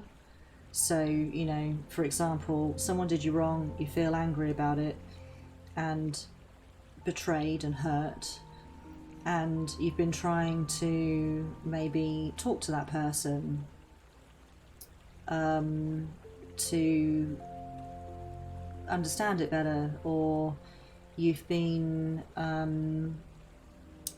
trying to like get over it, right? To not feel angry and betrayed and upset anymore. But the reality is, what you need to do, what's healthier for you to do, is just to accept that that's how you feel, and just therefore release it. It's not that you're always going to feel that way, but carrying it around like it's some kind of badge of honor, like this is how I feel, and wearing that is not doing you any good. It's baggage. So Spirit's encouraging you to let it go with this full moon energy. So make it part of your full moon ritual, should you choose to do one tonight. Write down all of the things that you wish to release. And I know you and I have been through this before, right? So you know the ritual. You know, you light a candle, you call in the corners, you call in Spirit to guide you and to help you with this full moon purge. And you write down, I wish to release this, I wish to release that, I wish to release the other, and you write them all down. You want to write down more than 3 things, but no more than 8. Toasty, thank you for the follow, my lovely. I appreciate that. Newcomers, get your cute little tushies in the Discord. It's the central hub for our community, and I create things on various different platforms, and I post all the links in the Discord, so that's the place to be. Loss has been a lifelong theme and continues to be. Literal death and death of relationships. Last year I focused on grieving fully, and that space is now past. That's good. So you spent some time really in that emotion, in that grief, in that feeling of loss.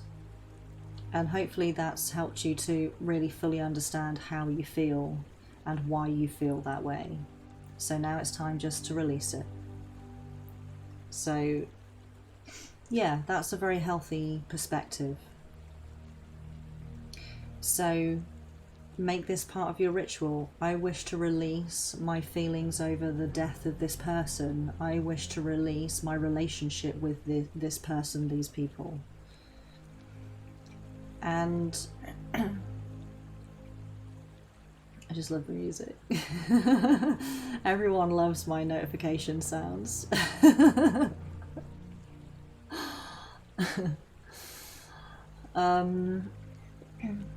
It's been my notification sound for years. I've never changed it because everyone loves it so much. Yeah, write them down. So you want to write down more than 3 things, but no more than 8. And write them on little pieces of paper and write it small so that there's less paper to burn, right?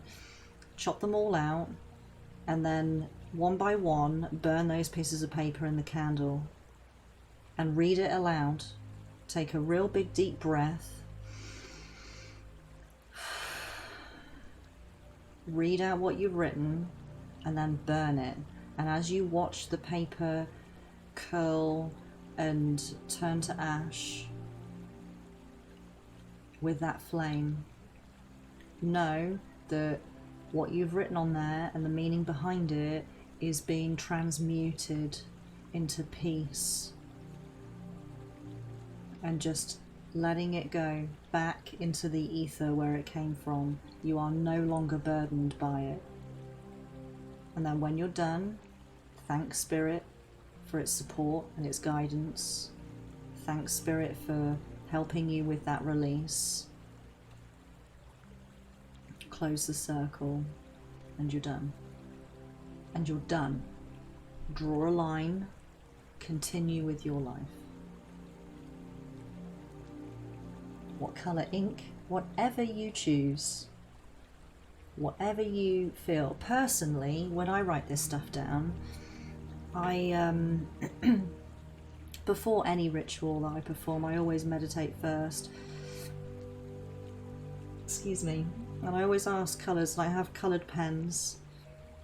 And, you know, sometimes for it, I mean, it depends on what it is that I'm doing, but usually for release it's heart stuff, because if you're, so it's green, that's just for me. I suggest that you meditate on it first, but when it's emotional purge, usually that comes from the heart space, so I usually write it down in green. If it's a new moon ritual and I'm looking for some kind of energetic change, then I'll write things down in purple, because that's the crown chakra and I want to receive guidance and light codes and inner wisdom, so that's in purple. If it's something manifesting, you should be using blue ink. See, blue, to me, this is just for me, I associate blue with the throat chakra. So if I want to be more, I want to push more of what's on the inside to the outside, and I want to communicate better and form better bonds with people, when I use blue. You know, it depends on it depends on how you feel and what you think is best.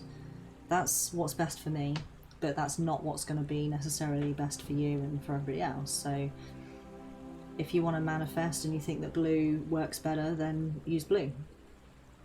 For purging, you might feel red is better. You know, it's entirely up to you, my love. Now,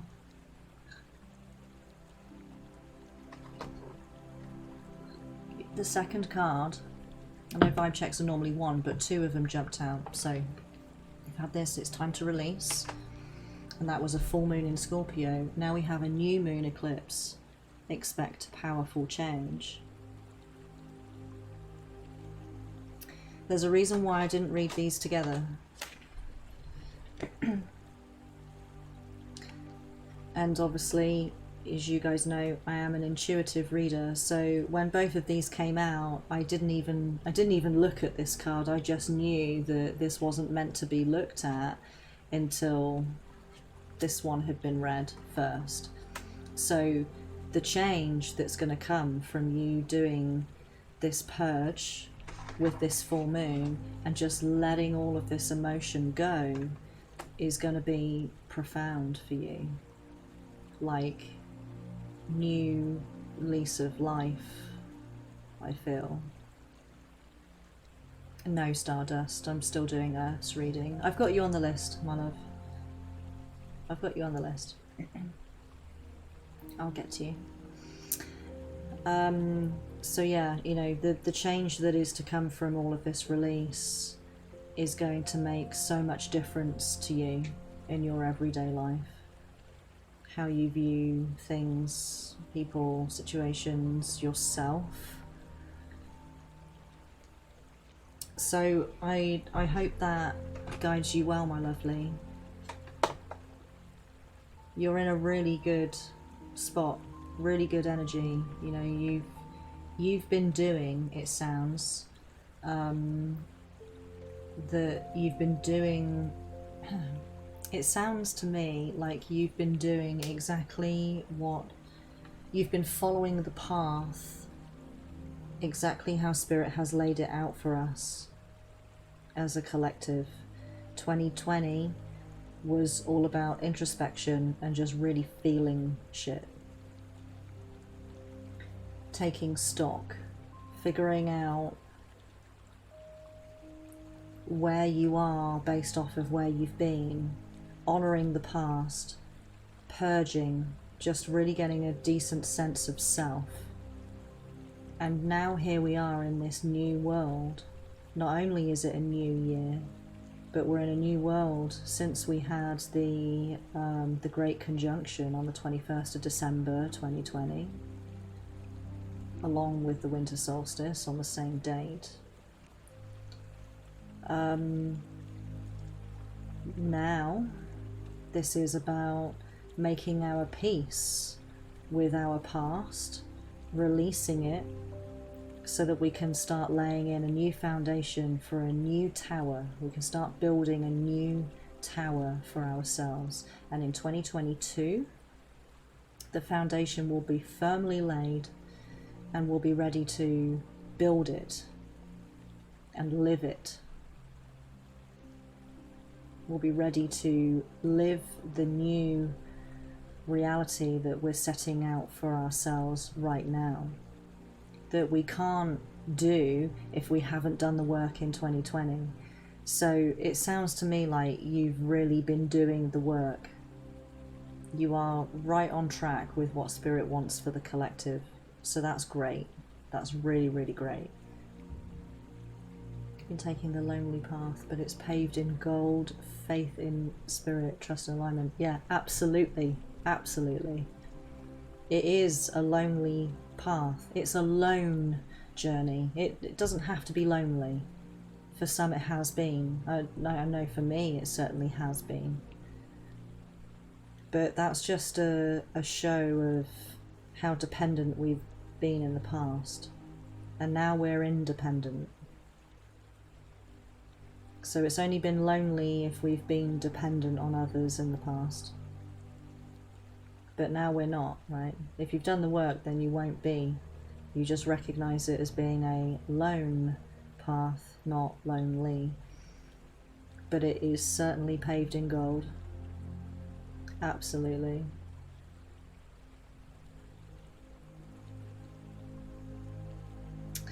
So, yeah, you're welcome. I hope that serves you well, my love. I really do. I wish you all the best on your journey. You don't need me. You don't need anyone, right?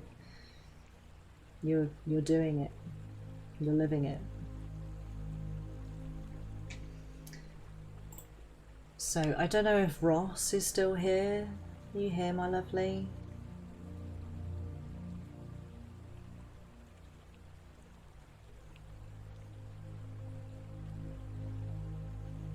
Oh, I'm sorry, my lovely. I seem to remember you You were caring for her, weren't you? Because she wasn't very well. Is that right?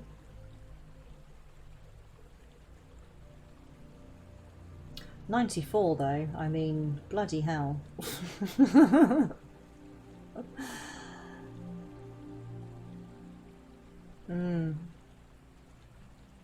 Yeah. Well, sounds like you did right by her. Yeah, I'm sorry to hear that she passed. But she did very well for 94, you know. Many of us won't reach that.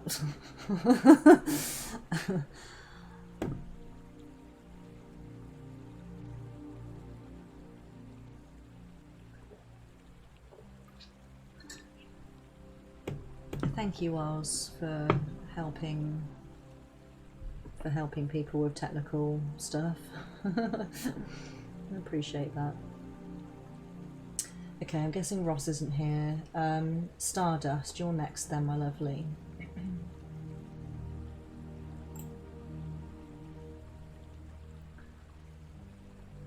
Stardust. Right.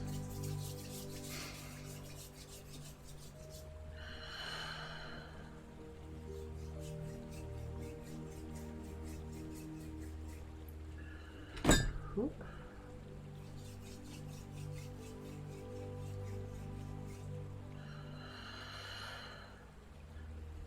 No, but you take your experiences with you. And that's what it's all for. That's why we need to make sure we have as many experiences as we can whilst we have the opportunity to. Otherwise it was all for nothing. Now, Stardust, I need you to choose a card, a deck, sorry, my lovely. 1, 2 or 3.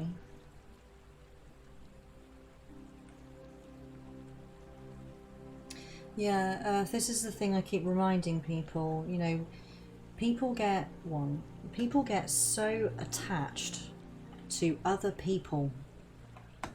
Now, how many people are in your body with you? Oh, what's that? Just you? Right. Well, there you are. There's your answer. That's the only person you're meant to have with you permanently, is just you. Otherwise there'd be multiple people in one body. Even DID is still one soul. It's just fragmented. So let's keep things simple. You were born into this world alone, even as a twin or a triplet or a quadruplet. That's still one soul, one body. You were born into this world alone, you're going to leave it alone. That doesn't mean you're supposed to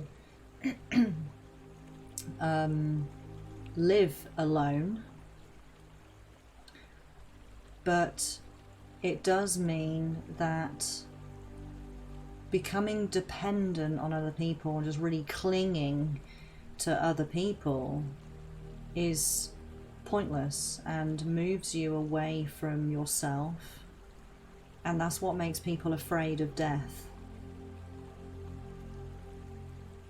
Whereas if you're independent and you appreciate that you were born alone, you'll die alone. You're one soul, one journey. Death is not something that's frightening. Living is something that's not frightening, and being alone is not frightening. Okay, you guys are asking who's after who. Okay, we've got Stardust, who we're doing now, then Wix, if they're still here, then Bing, then Toasty, then Martin.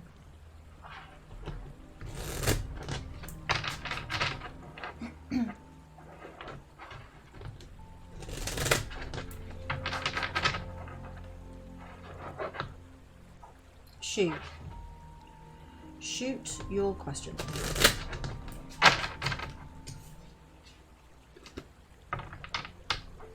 Hello Taro, how you doing my lovely?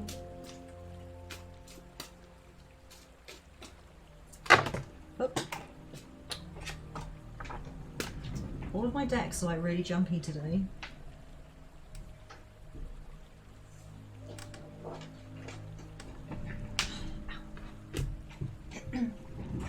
I'm in love with a girl. Okay. Lovely.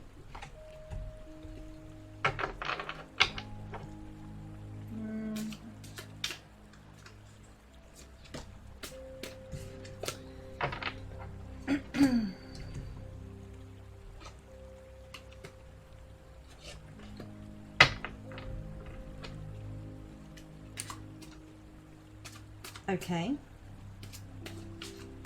Can I ask why?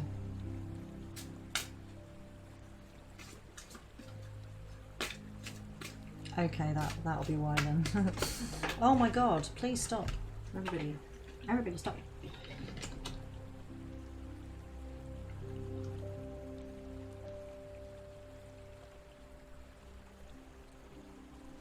Okay, none of these cards are making any sense. Right. Right. Before I draw a card for you,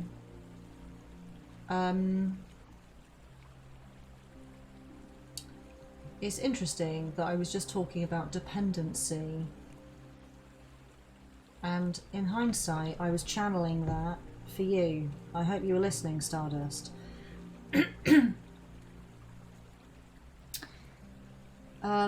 Alright, I'm not going to go as far as to say that you are dependent on this girl, but you are definitely putting a lot of stock into this relationship to the point where you're bluntly put, right, not saying this to be unkind, just I am a cutthroat reader, so you're always going to get brutal, plain honesty from me.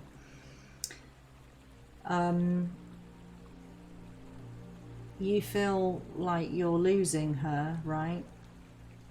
And you're getting panicky about it. And that's why you've come to me, total stranger, in the hopes that I'm going to say to you, everything will be fine. Just do this one simple thing and then she'll be in love with you again, or whatever, right? The thing is, I can't do that because I can't mess with free will. She has the free will, just like you do, to walk away or to be with you or whatever. And I certainly can't predict how she is going to exercise her free will. I can't predict how you're going to exercise your free will. What I can do, because I'm an energy healer and worker and a source code and light code translator, whatever you want to call it. I read energy, not stuff and things. So what I can do is, it makes sense to me why you chose this deck. Excuse me. What I can tell you is what the energy is within your connection with her. I can't tell you if she's going to forgive you, if she's going to stop arguing with you, if she's going to leave you, if you're going to marry her. I can't tell you any of that stuff because all of that speaks to free will.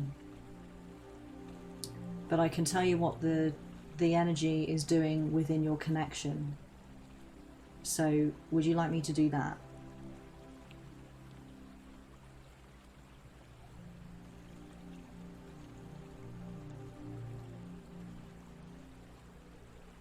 You are an energy. I am an energy, yeah.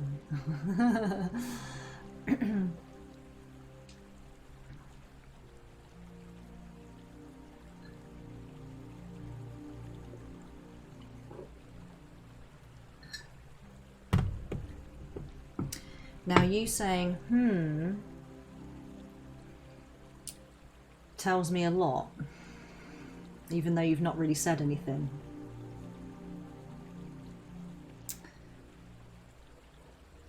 Thank you, Bing. I made the mug myself. I'm also a ceramicist. I'm not currently practicing, But this is a sacral chakra mug. I channeled the mandala, and as soon as I have my own kiln again, I will be making sets of these and selling them on Etsy. Stardust, right.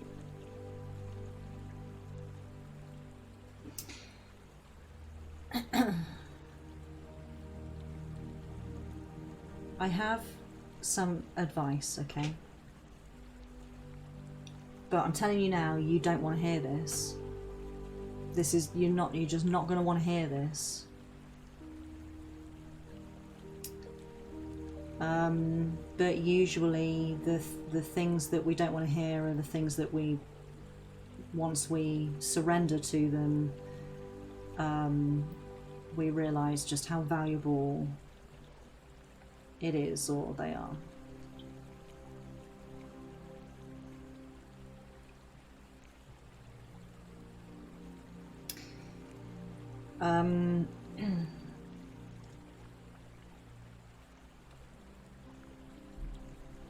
My advice, being connected to the divine as I am, having had enough experiences for a lifetime already,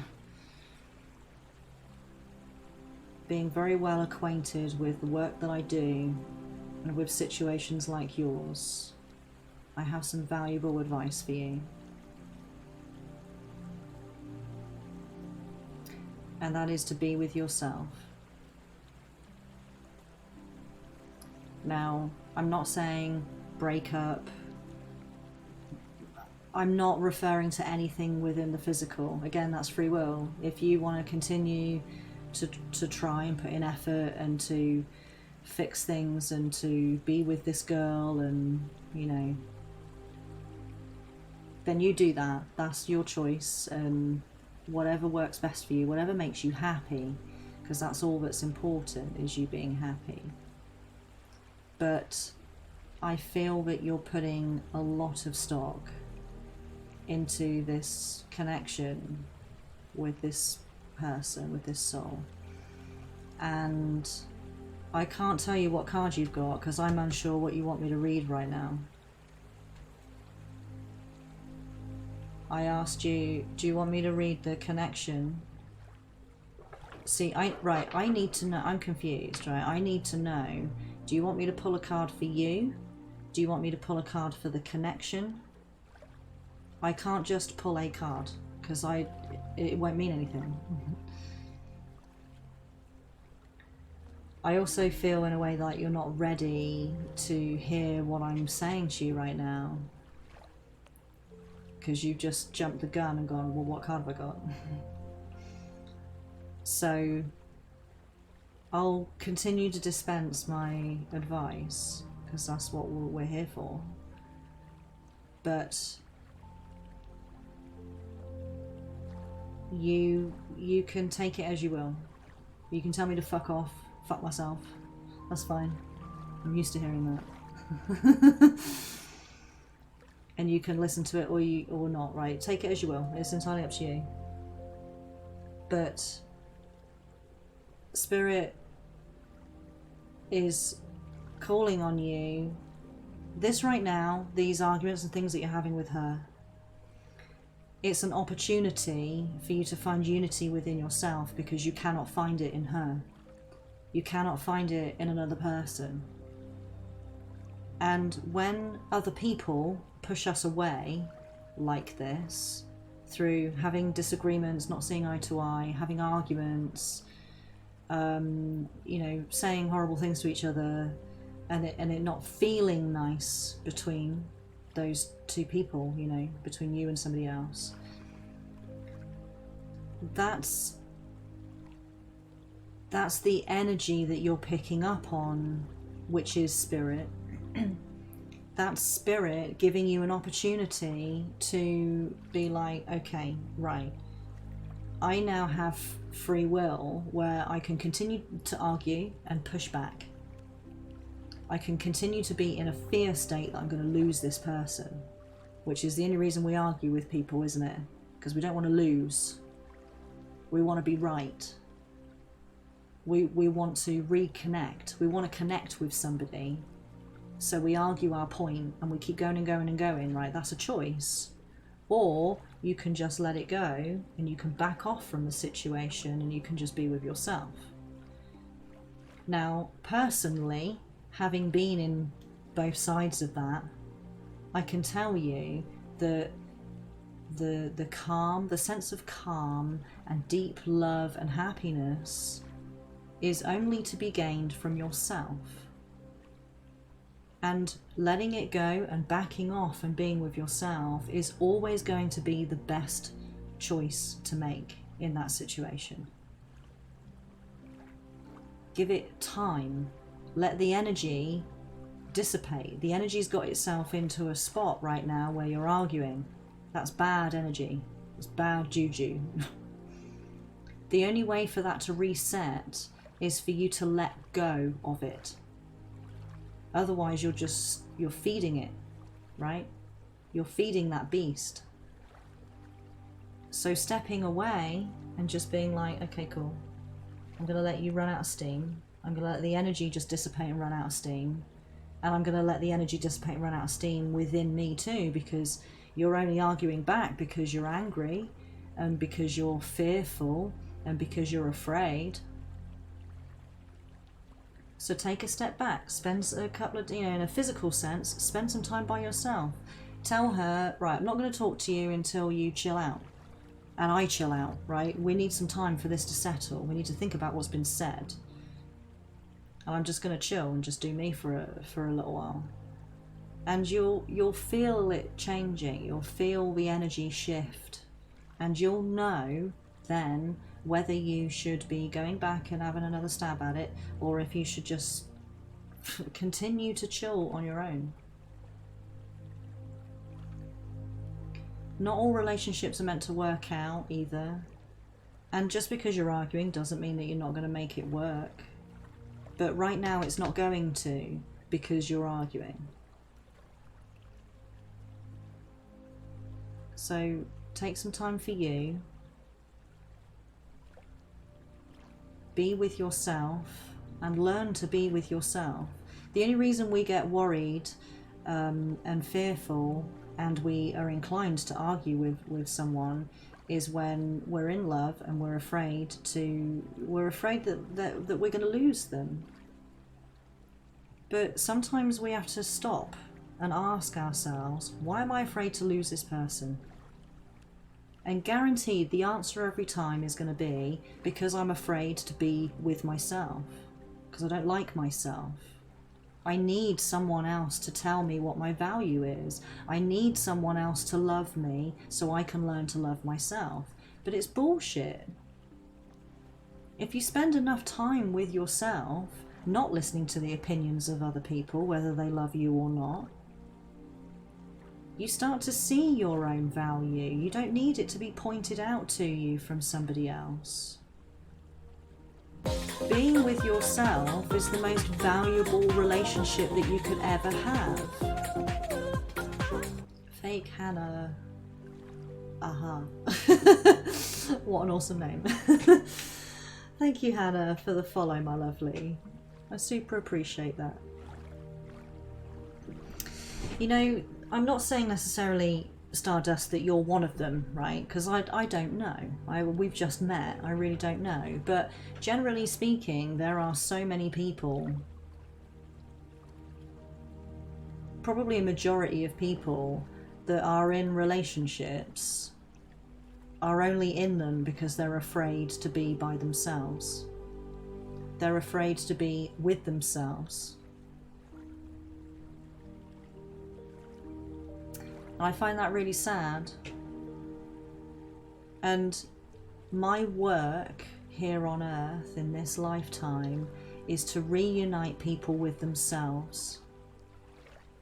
I'm not here to discourage people from taking up a partner or from getting married or, you know, forming bonds and connections with people. Far from it. But in order to have a meaningful, real bond and connection with somebody, you need to be with yourself first. because then you understand the true value of those connections. You can't see the connection, you can't see the value of it, you can't feel real, true love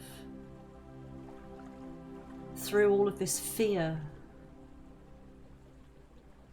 being scared that they're going to leave.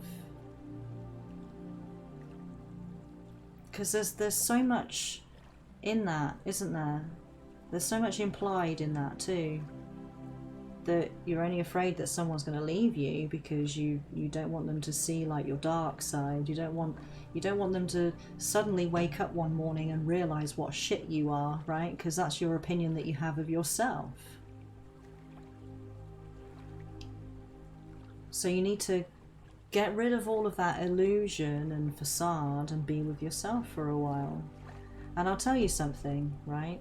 When you've been with yourself for as long as it takes for you to really know yourself, to understand your true value, to really see your own value, you're able to set better boundaries for yourself. Heaven. Thank you for the follow, my lovely. And thank you, Tarot, for the follow as well. Get yourselves in the Discord, you guys, if you're not in there already.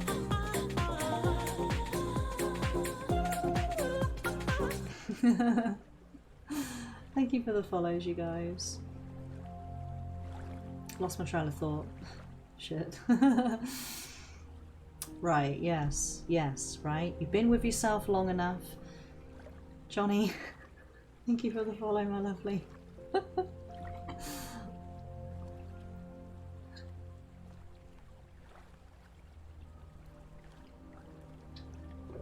No notification on that one?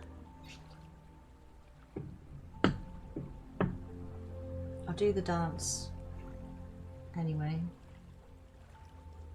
Thank you, Johnny, for the follow. I don't know why there wasn't a notification for that, but thank you. But right, so when you've been with yourself and you see your own value, you're able to set better boundaries for yourself. You have standards for how you are willing to be treated and how you expect even to be treated, and what you view as mistreatment and good treatment for yourself. And then you're ready. You're actually ready, and not just for a relationship, but for union. This is the epitome of all relationships, is union, sacred union. And this is when soulmates step in. This is when soul flame and twin flame connections step into our realm, not karmic relationships. When we're unsettled in here, we end up with a karmic partner who normally it's a very volatile relationship. You do argue, you scream at each other, you have very passionate sex, and then the next day you're screaming at each other again. Because you're there to learn from each other. It's karma. You're working out karma with one another. Those are not relationships that last. You come into each other's lives, it's absolute fucking hell, and then you learn what you meant to learn, and then you part ways. And you will keep cycling through karmic partners until you just hit the brakes and say, no, I'm going to spend some time with myself. The only reason I'm experiencing karmic partners and relationships that don't work over and over and over is because I'm not spending any time with me. I don't really know who I fucking am. I don't know what I want from a partner. All I know is that my previous partner did a bunch of stuff that I didn't like and a bunch of stuff that I did like, and that's what I'm basing my next partner on. I want you to do these things because my last partner did that, and that was really nice. I liked that. But you don't know if that's really what you deserve because you haven't spent any time with yourself. So when you do, and you know what your standards are and you know what your boundaries are, then the real relationships come in, the ones that last, the people you marry, of the person you marry.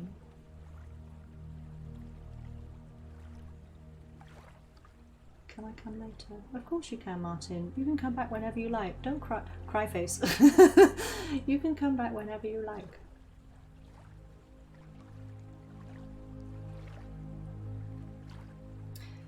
So, Stardust, based off of everything that I've just said,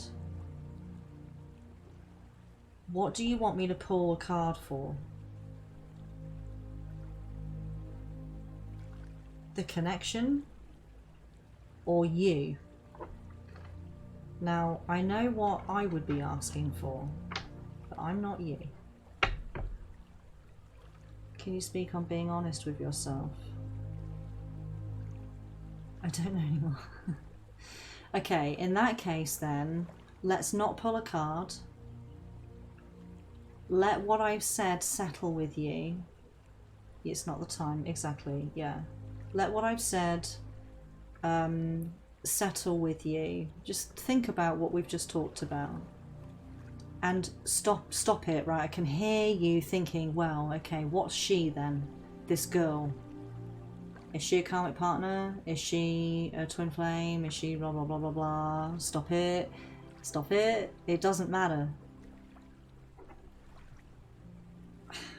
Bluntly put, if this situation with this girl is fucking you up emotionally, you need to step away from it. That can be as permanent or as temporary as you decide. It doesn't matter. But either way, certainly today, you need some time on your own, my love.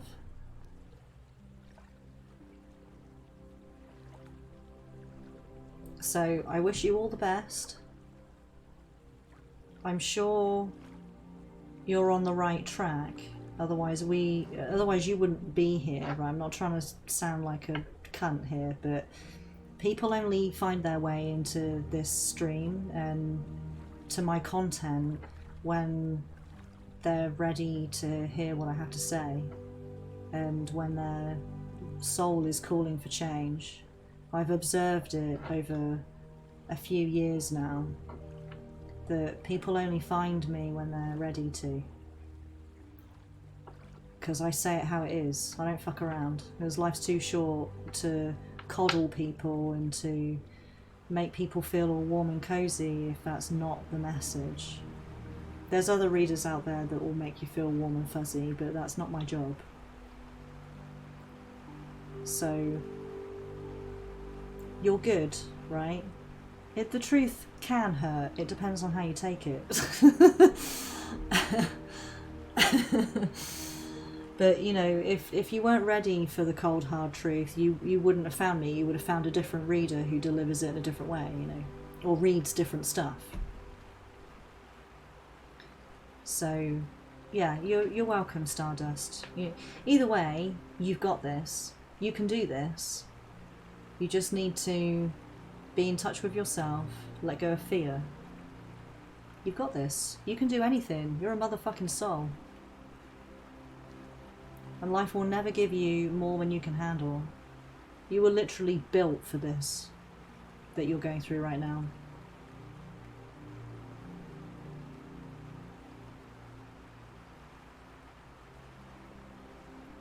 Yeah, what can I speak about being honest with yourself? How so? I mean, I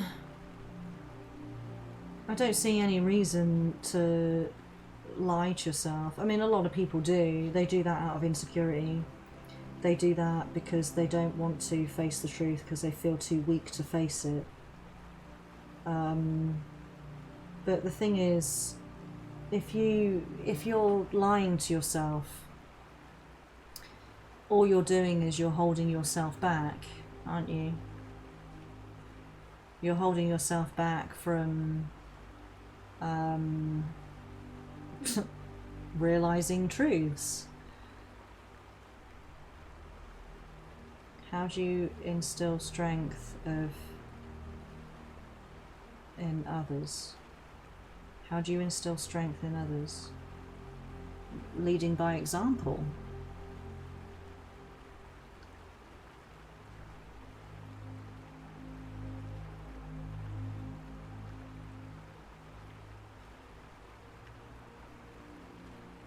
How do you instill strength, what, within yourself from other people?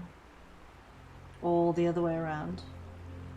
Either way, I mean, who cares what other people are doing, right? You concentrate on what you're doing. Fuck it, if someone else is more strong than you, or you're stronger than someone else, you shouldn't be concerning yourself with what other people are doing in their journey. It's none of your business, is it?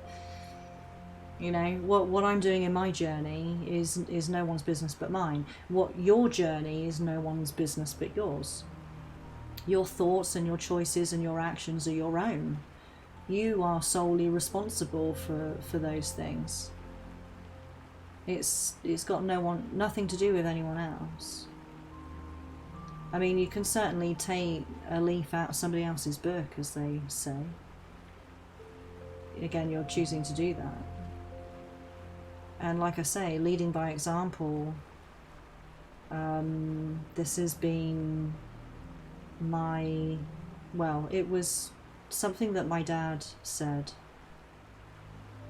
a lot, and it's really stuck with me. And he didn't just say it, he did it.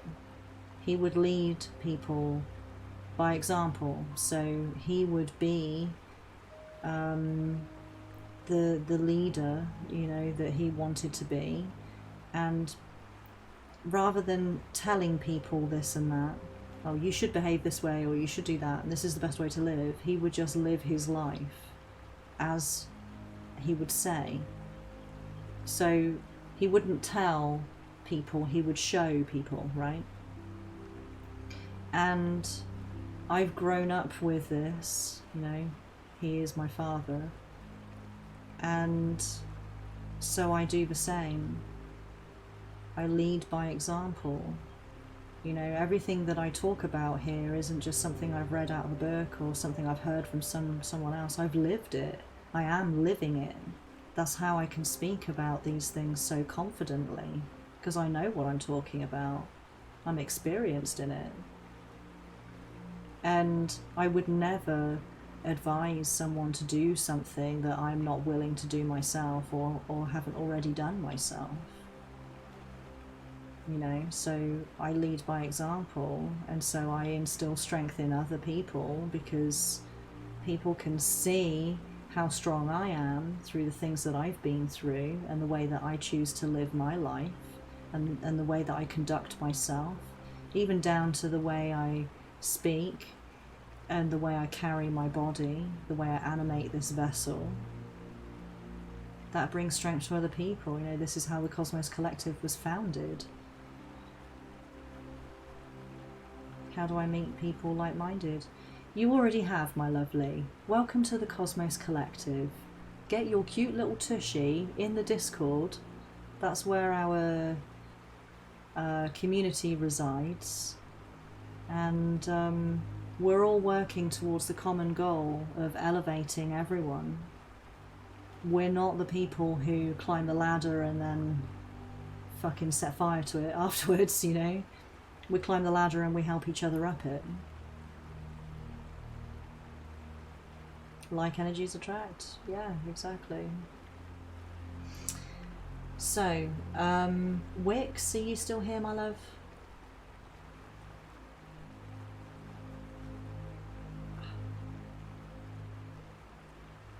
Yeah, Bing. We're quite often we're in the voice channel too, so you know, next time you see people in there, just hop in and introduce yourself. Some people don't want to talk, but they just want to listen to the conversation that's going on. I mean, a lot of the time we're playing games and just talking shit at each other. But every so often a spiritual conversation gets sparked and we end up sat there and, you know, debate for a few hours.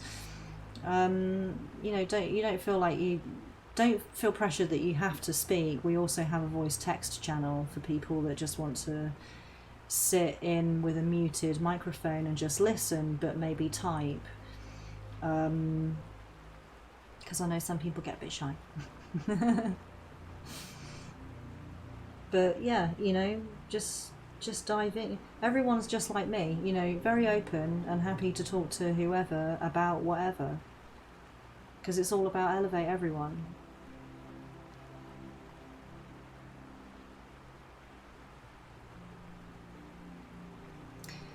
Heaven, you're talking about you versus ego. And in a way, yeah, there are two people in your head. There's two people in everyone's head, but they're not really people. There's you and there's your inner voice, and then the other 50% of thoughts are coming from your ego. Your ego is, it's a physical part of your body, it's a physical part of the brain that's rooted in the fear center, and it's the voice that tells you that you're a piece of shit and you're no good at anything and no one will ever love you. Anything negative that you're thinking about is not you, that's your ego. And the ego is overinflated, which is why it talks that way. That's just the way that we are brainwashed as human beings, so that we are subservient. Yeah, I'm not surprised. I don't recommend destroying your ego completely. It's a small child. It's a toddler. It doesn't understand spirit. It doesn't understand energy, and it thinks it's in control. The way I described it yesterday, or whenever it was we last streamed, Tuesday. Surprising how many people don't know this. Frightening, really. But as soon as you do understand the difference between you and ego, it's life-changing. The way I described it the other day is your body is a vehicle. Let's call it a car. Your body is a car, and you are the driver. So your soul is you, you're the driver, and your ego is the steering wheel in the car. It's part of the car. If you were to separate the ego from the body, it would render the body useless. If you took the steering wheel off of the car, it would render the car useless. The ego and the body have to stay together. They're one and the same thing, just like the car and the steering wheel are one and the same thing. Now, the ego believes it is the only thing. The ego believes that it is you. The steering wheel believes it is self-driving. Doesn't need a driver. There's no such thing as a driver. The ego believes it is a self-contained self-driving vehicle. Now, when you are sitting behind the wheel driving the car, so when your soul is inside a body driving the body, the ego is completely unaware that you're even there. It can hear you speaking out loud, but when you're talking to yourself in your head, it can't hear you. This is why I always recommend that when you're feeling maybe an intense emotion, that you talk out loud to yourself, because then your ego can hear what you're saying, and then it can answer you, and you can have a bit of a conversation with your ego, and you can figure out what your ego's fucking problem is. Otherwise, how are you going to know? Because you and your ego are both talking at the same time, and to you, it might even feel like you're having a to and fro conversation, but your ego can't hear you. So we easily get lost. Right, yeah, I used to do that as a kid. Yeah, before I understood any of this stuff. It just came naturally to me to talk to myself out loud, because I always felt that it helped me to order my thoughts, but really that's what was happening, is that I was having a conversation with my ego. Now, your ego is rooted in the fear center of your brain, and it has we need to understand what the ego actually is for us to be able to combat it when it gets a bit out of control. Now, the ego is part of the fear center of your brain, and it has a very important purpose. It is there to keep your physical vessel alive. The ego will assess a situation and it will kick in either, well, no response at all required, no response required at all. Or if you find yourself in a situation, it's there basically to identify life-threatening situations. So it will kick in the fight or flight responses. This is why when you get into an argument with somebody, you either fight them or you leave the room, because it kicks in fight or flight.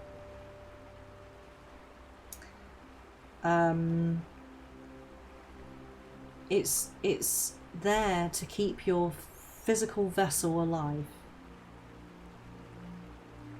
If you didn't have an ego, your body wouldn't react in ways that would be survival orientated. You would be dismissive of danger, which obviously you would harm you. Simple things like if you burn yourself, you touch something hot, you do this. You don't think about it, your body just does it by itself. That's your ego that does that. Your ego is in control of those kinds of reactions. So this is why we need an ego.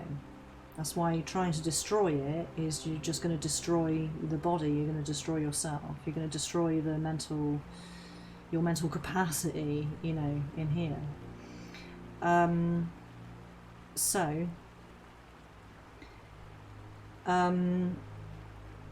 Without getting into it too deeply,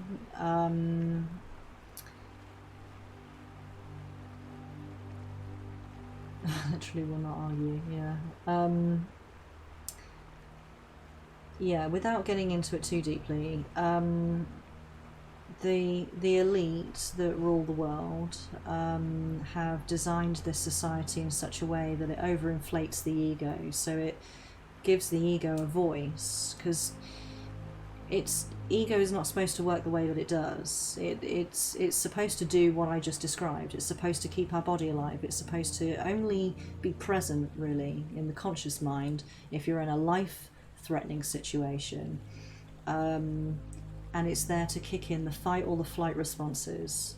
It's not supposed to be doing anything else. It's definitely not supposed to be in charge. It's not supposed to be talking.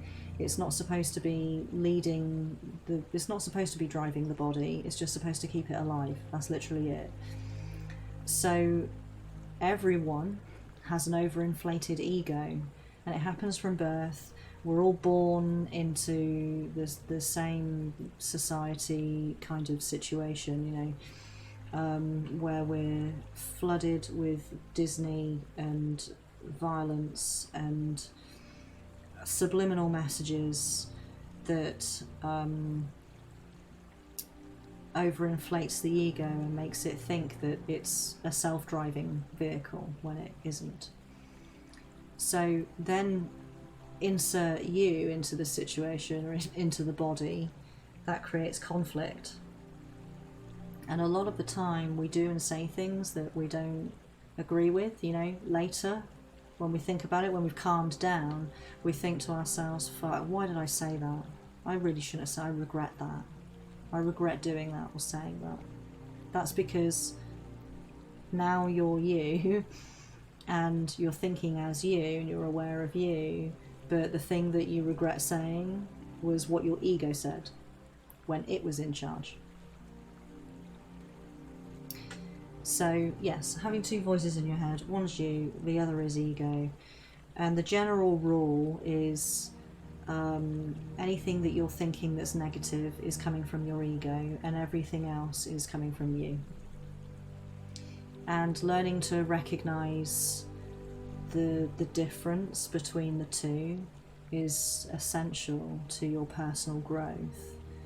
For example, I've been aware of this for many years, to the degree that my ego is now never in charge. I've now found a way to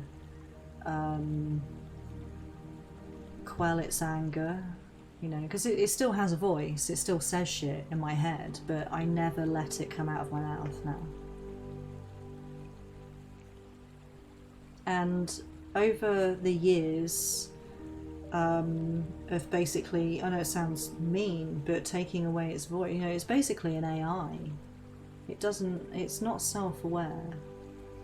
So I kind of became its mother. And when it gets scared, I tell it has nothing to be afraid of, and then I show it that it has nothing to be afraid of. And I say it out loud. It's aware of what the body is doing. It's aware that I'm sat here saying all of this stuff right now. It's listening right now. But it has nothing to say because it trusts me. It knows that I'm in charge. Not because it's become my slave, but because it's a child and I'm its parent. And it understands that, and it respects that. So it has nothing to say. It doesn't need to argue with me and tell me that what I'm saying is shit, or that I'm stupid and ugly and fat and I should kill myself, right? Because a lot of the time these are the kinds of things that ego says.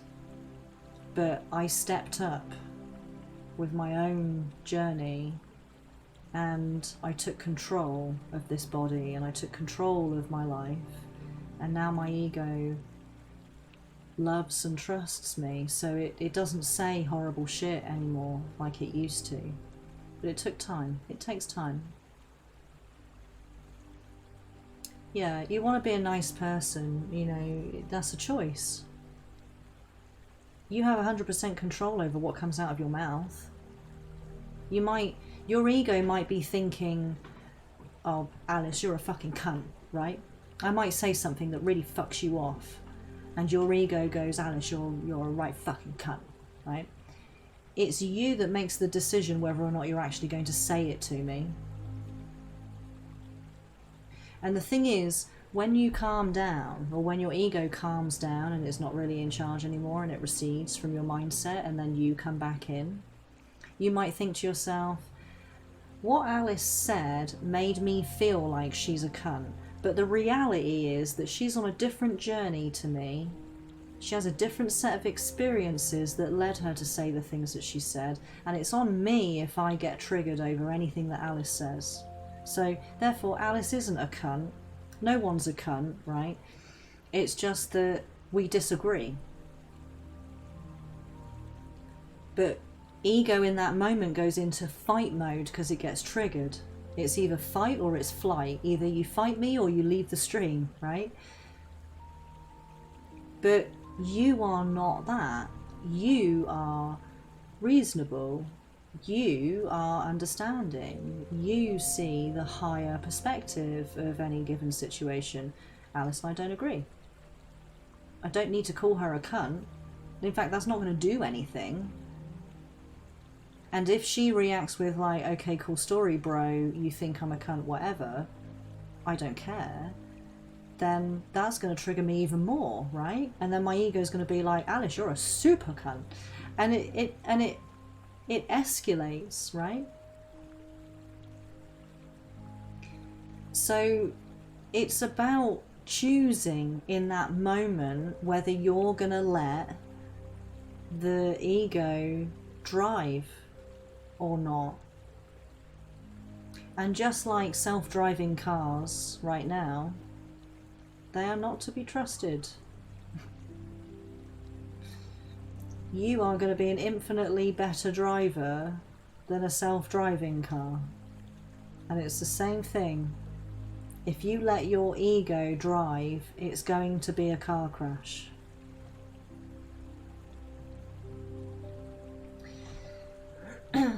Right, I'm guessing that Ross and Wix aren't here. Tesla is ego on wheels. Yeah.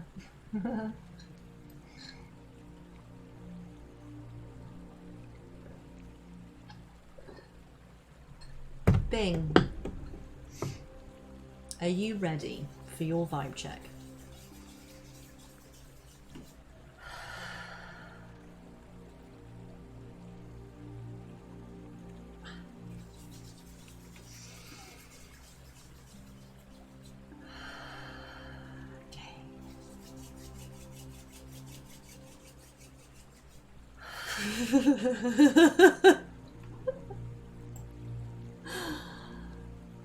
Yeah. Bing, right.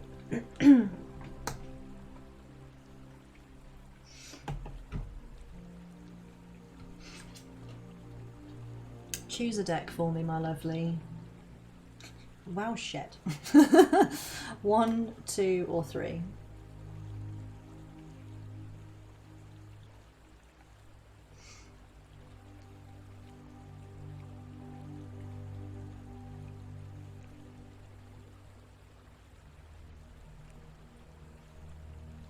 Okay.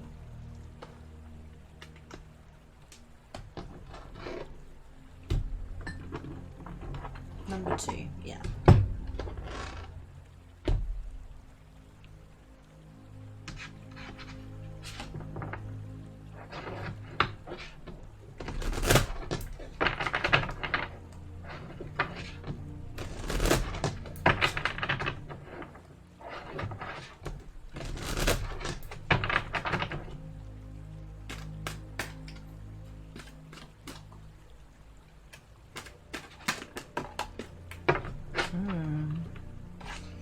Okay, you, my love, are stepping into your power. You're recognizing, finally, that you do have power within yourself. You have the power to manifest your ideal reality. You have the power to control yourself. You have the power to go after your dreams. You are recognizing that you are an infinite being, that you are not your body, that it's just a vehicle, right? It's just a vessel that you're using right now to experience this physical reality. You're stepping into truth of who and what you are. You're discovering so much, and it's all been brought about by the Great Conjunction. I mean, it's not just, but your life has amounted to this thus far. You've still got some way to go, and you've experienced enough at this point for you to wake up to who you really are and what you really are and what you're capable of. I feel like you've been lying dormant all this time, just quietly gathering experiences and lessons, and now it's like your exterior has cracked and it's letting in the light, finally. Yeah, absolutely. Yeah, I mean, well, I channel the universe, you know, I channel light code, source code, light language, whatever you want to call it. So yeah, this is a sign. Take everything that I'm saying, this card, everything that's happening right now, as a sign. You're ready. You're ready to really step into your power. And however you choose to do that. Okay, Georgie, I hope your call goes well, my lovely. Thank you for the lurk. However you choose to step into your power is up to you. You have free will. You might decide to go hella witchy woo with it and start performing rituals and start your own book of shadows and writing down all the things that you're learning. Start channeling for yourself. You might decide to go and buy some oracle, some tarot cards and learn how to read. You know, you might go vegan, you know, and start meditating every day. It's entirely up to you. You might do none of those things. You might just quietly wake up and start creating beautiful things and understanding just up here, you know, understanding it's a greater comprehension of your place within this physical world and your purpose.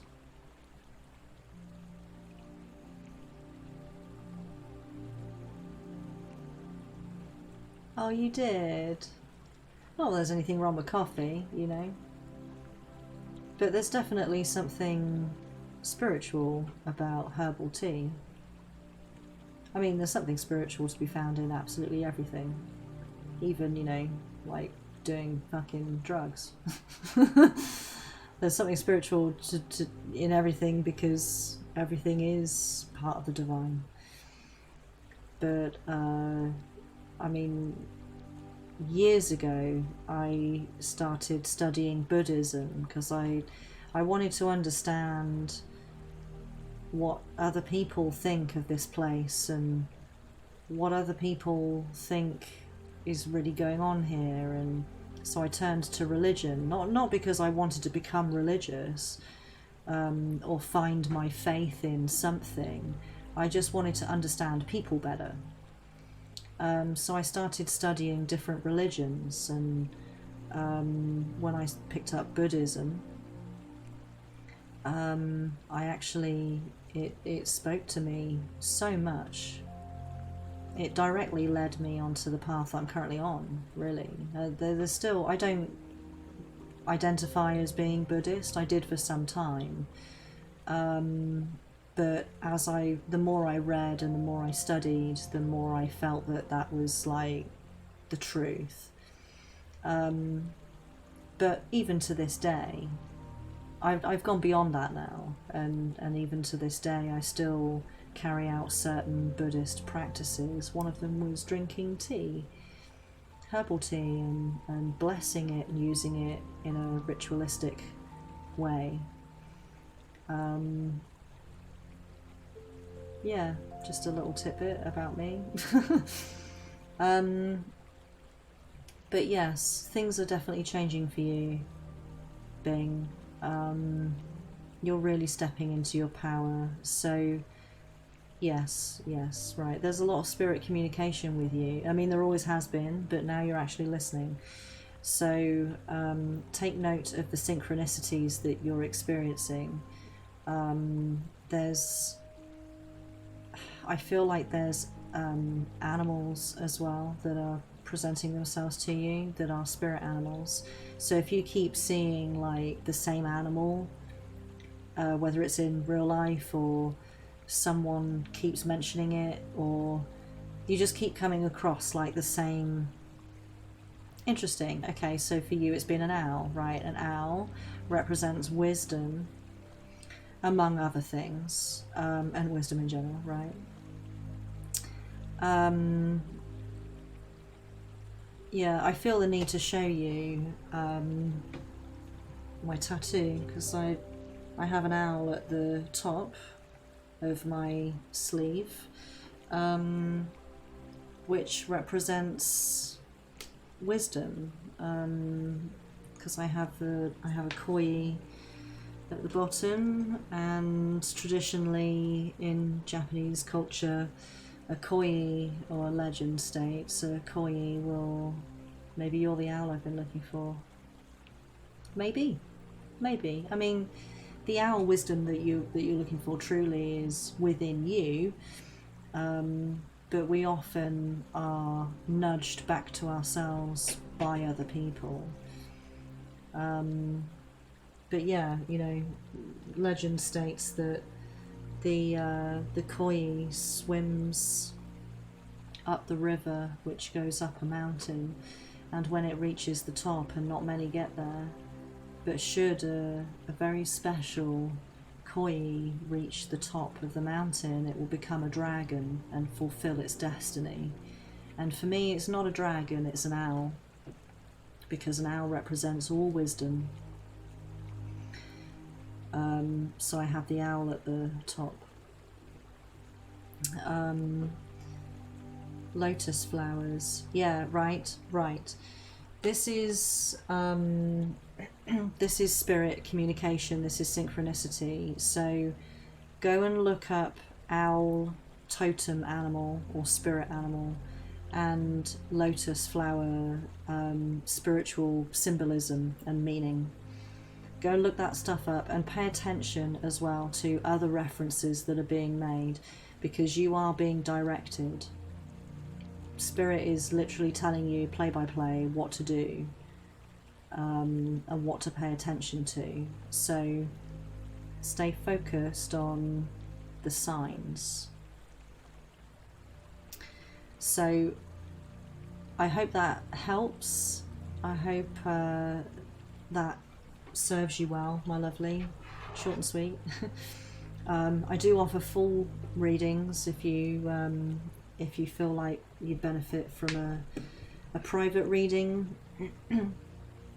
They're about an hour long, and I pre-record them, and then I send you a private link, and the video stays on YouTube forever, and it's only you and I that have access to it, so it's completely private.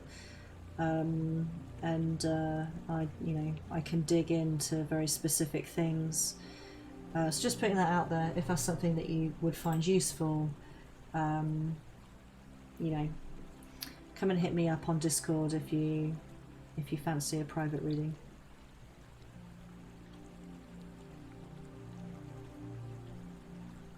You're welcome. You're welcome, Bing. Oh, thank you, Oz. Yeah, you're welcome, Bing. I hope that serves you well, my lovely. Really exciting time for you. You know, you're waking up to your true potential. Okay, Toasty, are you still here, my love?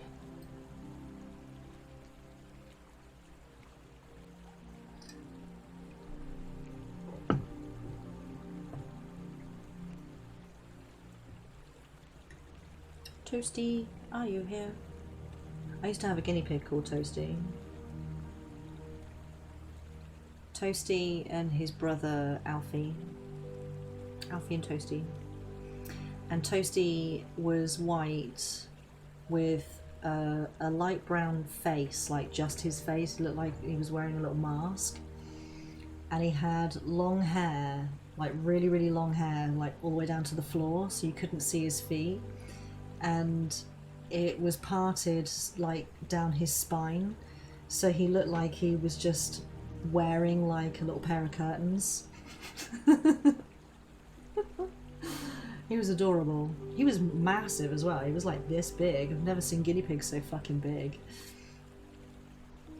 Like a hybrid guinea pig or something.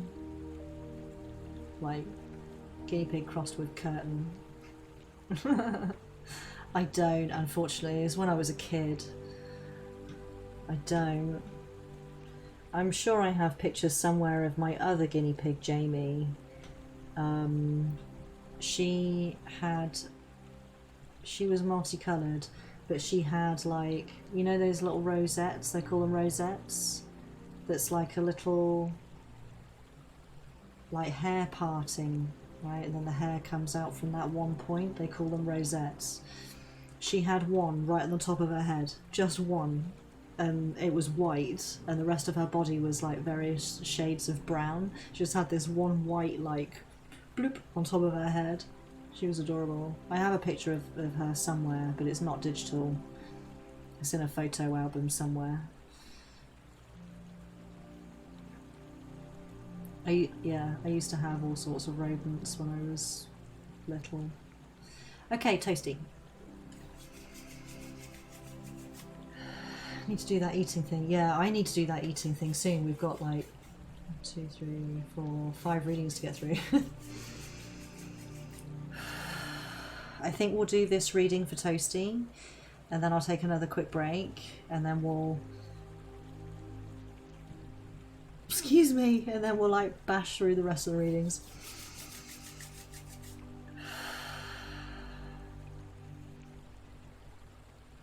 Excuse me. Okay, Toasty.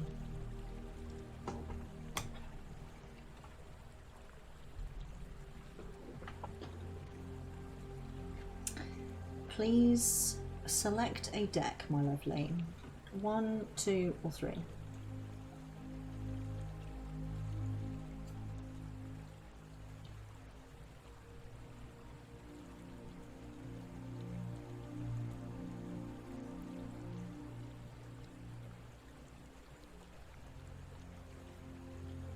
One, 2, or 3.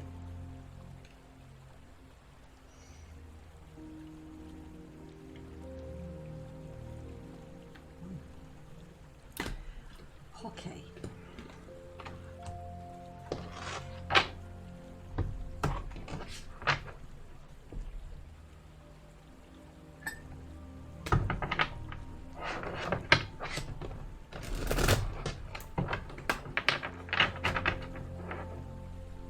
Do you know what? My attention just tuned into it, even though I've been listening to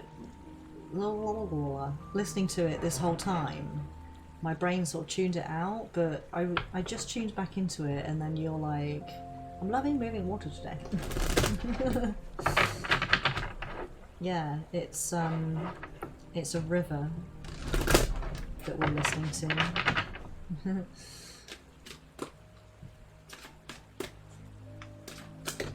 Oh.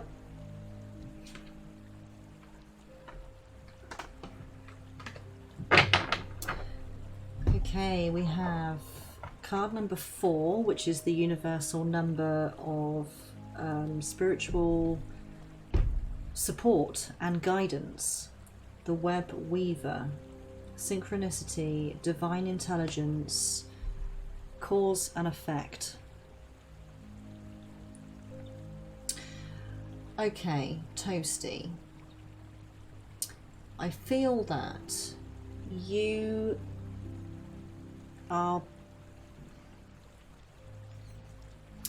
I feel like you're awakening consciously to 33 minutes past. Yeah.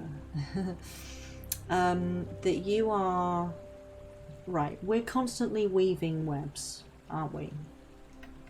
Everything that we do, there's cause and effect. You know, there's consequences, right, to everything that we do, and in every action we create a ripple effect throughout the fabric of existence. And many people are unaware of this. They might understand the basic principle of it, but they purposefully don't think about it because they don't want to take on that kind of responsibility. They also turn away from divine timing and all that stuff. But I feel that, well, I feel that for you, you've not given this kind of stuff a second thought. And because of that, you've undervalued yourself. You've not appreciated how important and integral you are in that fabric of existence. That you matter. And your actions and your speech, the way that you interact with this physical environment, with other people,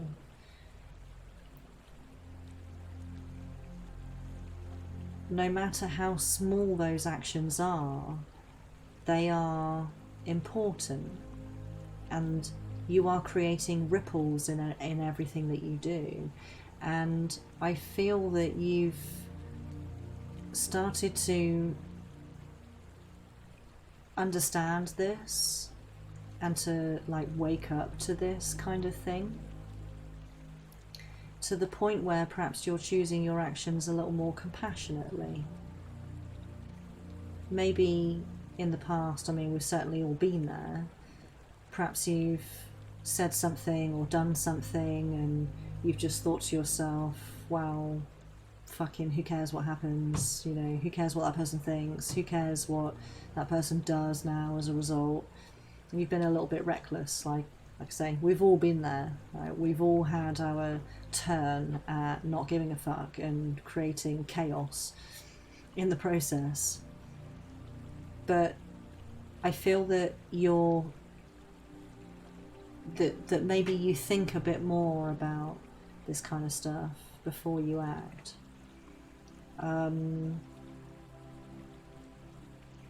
There's like there's divine knowledge behind your action now, and where you're still learning, and you will continue to learn until the day you die,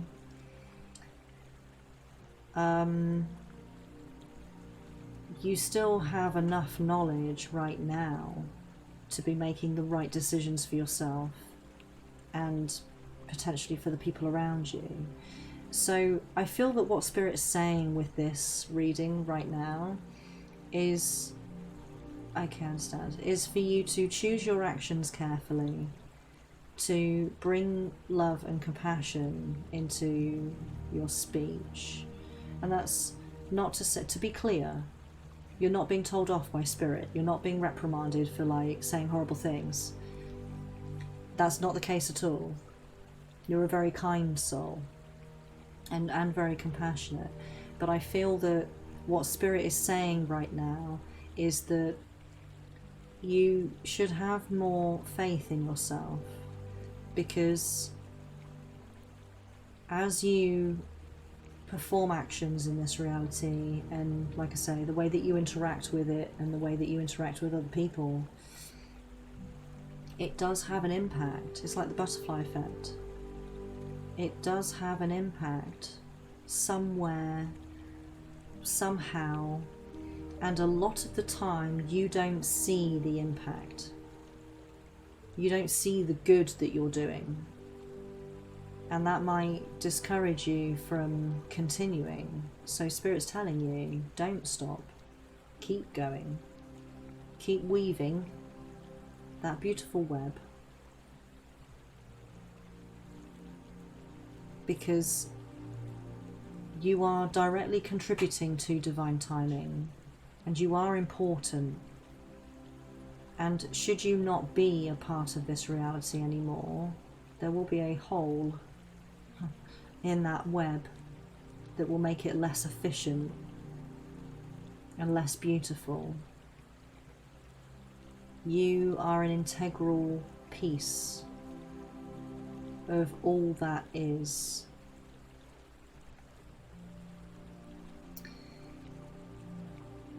So I hope that makes sense. I don't know why Spirit would want to be telling you this, because not only is it obvious, but it kind of feels a little bit like it's reassurance, and I don't know why that would be. Only you know that, and you don't have to share that. I'm not asking, but as a reader right now, I feel like I've not given you enough, but only you can be the judge of that. That's all I'm really getting. So I hope that serves you well. I hope that makes sense to you. I really hope that it helps in one way or another.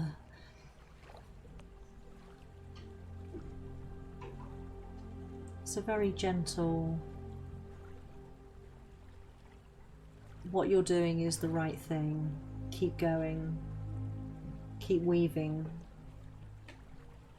Keep weaving the web, because it is important and it is impactful. True, you can never have enough reassurance. Absolutely, yeah. It's a little confidence booster.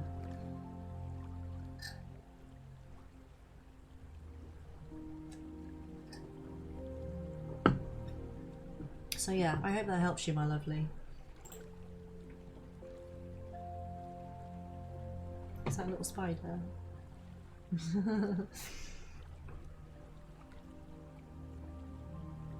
Good.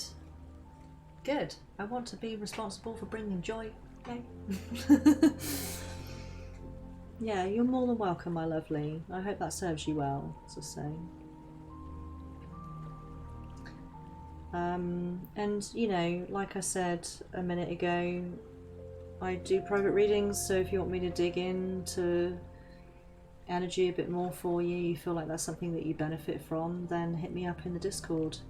We can arrange a private reading.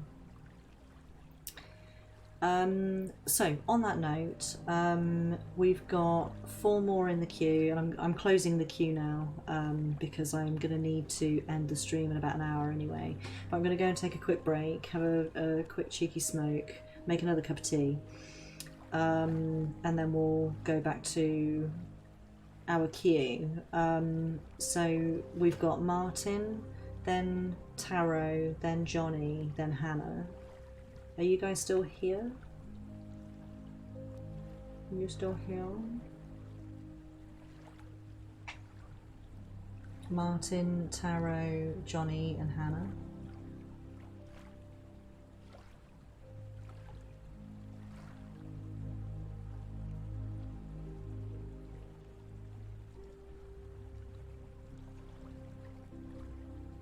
Are you guys still here? Because if you're not, I'll probably just end the stream now. Because I am flagging. Oh, Martin said he had to go. Oh, okay.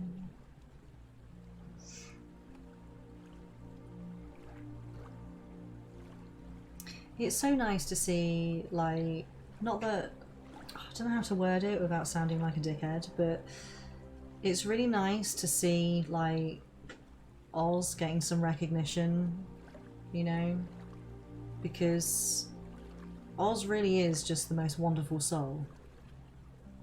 And he's going to tell me to shut the fuck up, but take it, okay? Take my love.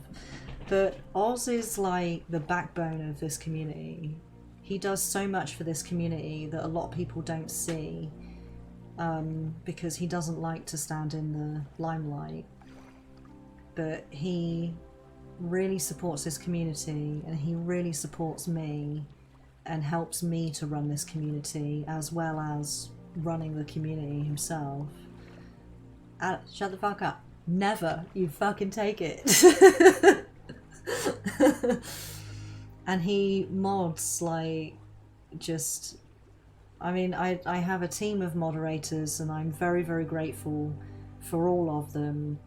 But Oz really stands out because he's in every single stream. He actually mods. You know, I'm not judging the rest of my moderators, I'm really not. But all I have to do is mention Discord and then Oz is like !Discord. I don't have to ask. And I know you know this already, Oz, because I don't let a day go by without telling you how grateful I am for you. He is very cute, yes, he has a very handsome face. But, you know, he's just wonderful, and it's really lovely. It's just really nice to see, like, other people in the stream being like, Oz, you're awesome, and I really appreciate you, Oz, and oh, you're so cute and handsome. And it's not just me that sees it, you know. So, love you, Oz. Love you. Hearts and teacups in the chat for Oz. Love you, Oz. Love you. All the love. Yeah. Yeah, we really do. We really, really do. We all elevate everyone. And I'm very grateful to be a part of this community. I'm grateful to have just started something that took flight away from my hands, you know. It's its own thing now, this community, the Cosmos Collective. It is just, it's beyond me, like it's bigger than me now. Like I started it, but it's so much more than I could ever have hoped it would be. And it's still growing, which is just crazy to me, you know.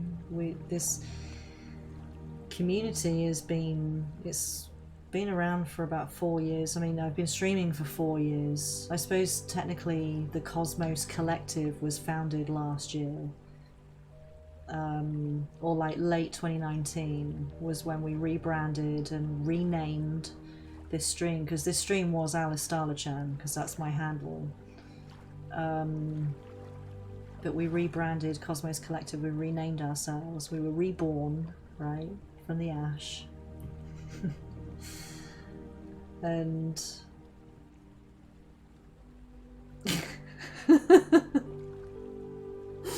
oh,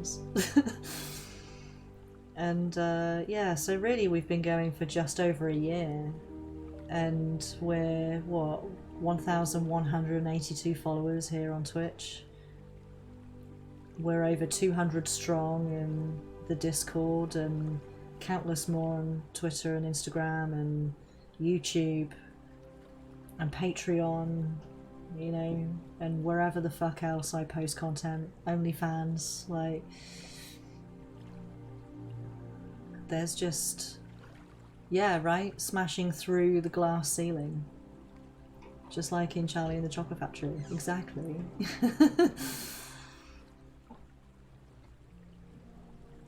Yeah. Anyway, alright, well, no one's spoken up, so we'll get back to those 4 people when we stream next, or whenever they are next around. So I'm going to love and leave you guys. Let's just see if there's anyone around to raid. Okay, do we want ASMR? Or do we want music?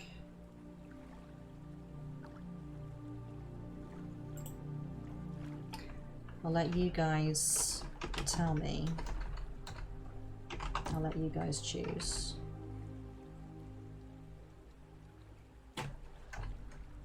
Do we want music or do we want ASMR?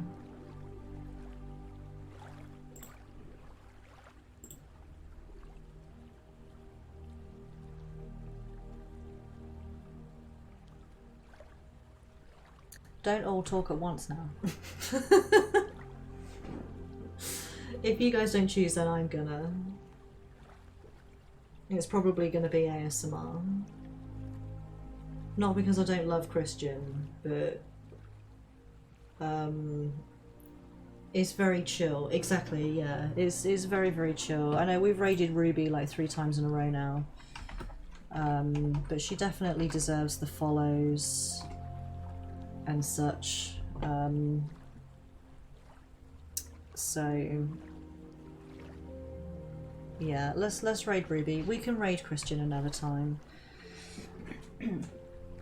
It's all very chill. Let's listen to some. We want Alice. Oh, cry face. I know. I need to go get some food before I keel over. I've only eaten like 2 chocolate biscuits today. No, 3. 3's a magic number. I had 3 chocolate biscuits. Joe, we've had enough. Fuck off, Alice. Right, let me just go through my thing real quick. I'm sorry, I know this is boring for all of you who hear this every fucking time, but if you want to support me in the community, follow me on social media. Come and sign up to OnlyFans if you want to see some body positive content. Oh, Sky, you made it just in time for the end. It's good to see you though, my love. I hope you're doing all right. Yes, OnlyFans, you can grab the link in Discord. Where we stream, we are going to be streaming over there over the next couple of days, talking about this new energy and what it means for us when it comes to sacred, sexual and creative energy. So if you want to talk about, come and get in with the spiritual discussion of spirituality within sexuality, OnlyFans is the place to be. Support me on Patreon. Does Oz have OnlyFans? Oz, you should totally start an OnlyFans. Okay, should put that beautiful face to work. Yes, there's lots of rewards and cool shit to snap up on Patreon as well. Special Discord roles and things like that. So, you know, if you want to support me and the community, I'd be eternally grateful, and you can grab some cool shit as well whilst you're over there. Also, we have new merch. I released some new merch designs this week. Let's go and check that out as well on Redbubble. And all of the VODs that we accumulate over here on Twitch are viewable on YouTube about 24 hours after they've been live streamed. So say hi to YouTube, everybody. If you haven't gotten yourself over there already, then do. I also do videos on other stuff as well. It's not just VODs. There's all sorts of weird and wonderful shenanigans going on over there on YouTube, so do subscribe. Once we hit 100 subscribers, we'll be able to... Hi YouTube. that emote I love so much, like hi. Yeah, once we reach 100 Serbs, then we can get rid of that fucking nightmare of a URL and we can change it to Alice Darlachan or Cosmos Collective. Not sure which it's going to be yet. But either way, it will be something memorable and easier to fucking type it. So, on that note, let's raid the beautiful Ruby True. Do give her a follow. Get ready to wave your little teacups around in the chat at her. And thank you guys for joining me. Thank you for your support. I love your faces. I hope that this full moon Leo energy serves you super well.